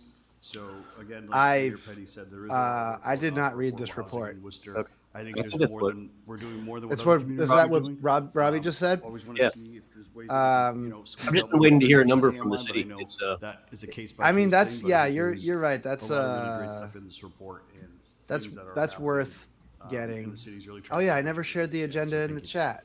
Thank you, Council Toomey. I mean, it's a small number. It's not like that's going to solve anything either. But again, we just spent 45 minutes discussing that curtain's going up and down by itself back there. On the minority women business. No, not yours. enterprise The one initiative. behind Jose. Probably- God, I just got so scared. Sorry, I spooked you. I was in my drive, so I couldn't like get a. Oh shit! What happened to the? You scared the shit out of the stream. Oh my god! Why am I no longer sharing anything? Oh my god! No, they're not done. Bill's done. I wish they were done. I don't have the option to share my screen anymore. What happened? I understand. Okay. Show on stream. There we go. And we're back. I mean, it's not a number of number of housing units that's going to solve a housing crisis, but like we just spent 45 minutes discussing the 40 units that Mancuyi Group may or may not give us, and yeah, there's 50 ADUs that are all being built presumably with private investment on existing lots. That's not a small thing to discount or just kind of passing reference to. It is the only housing policy that's really been enacted by the city, except for,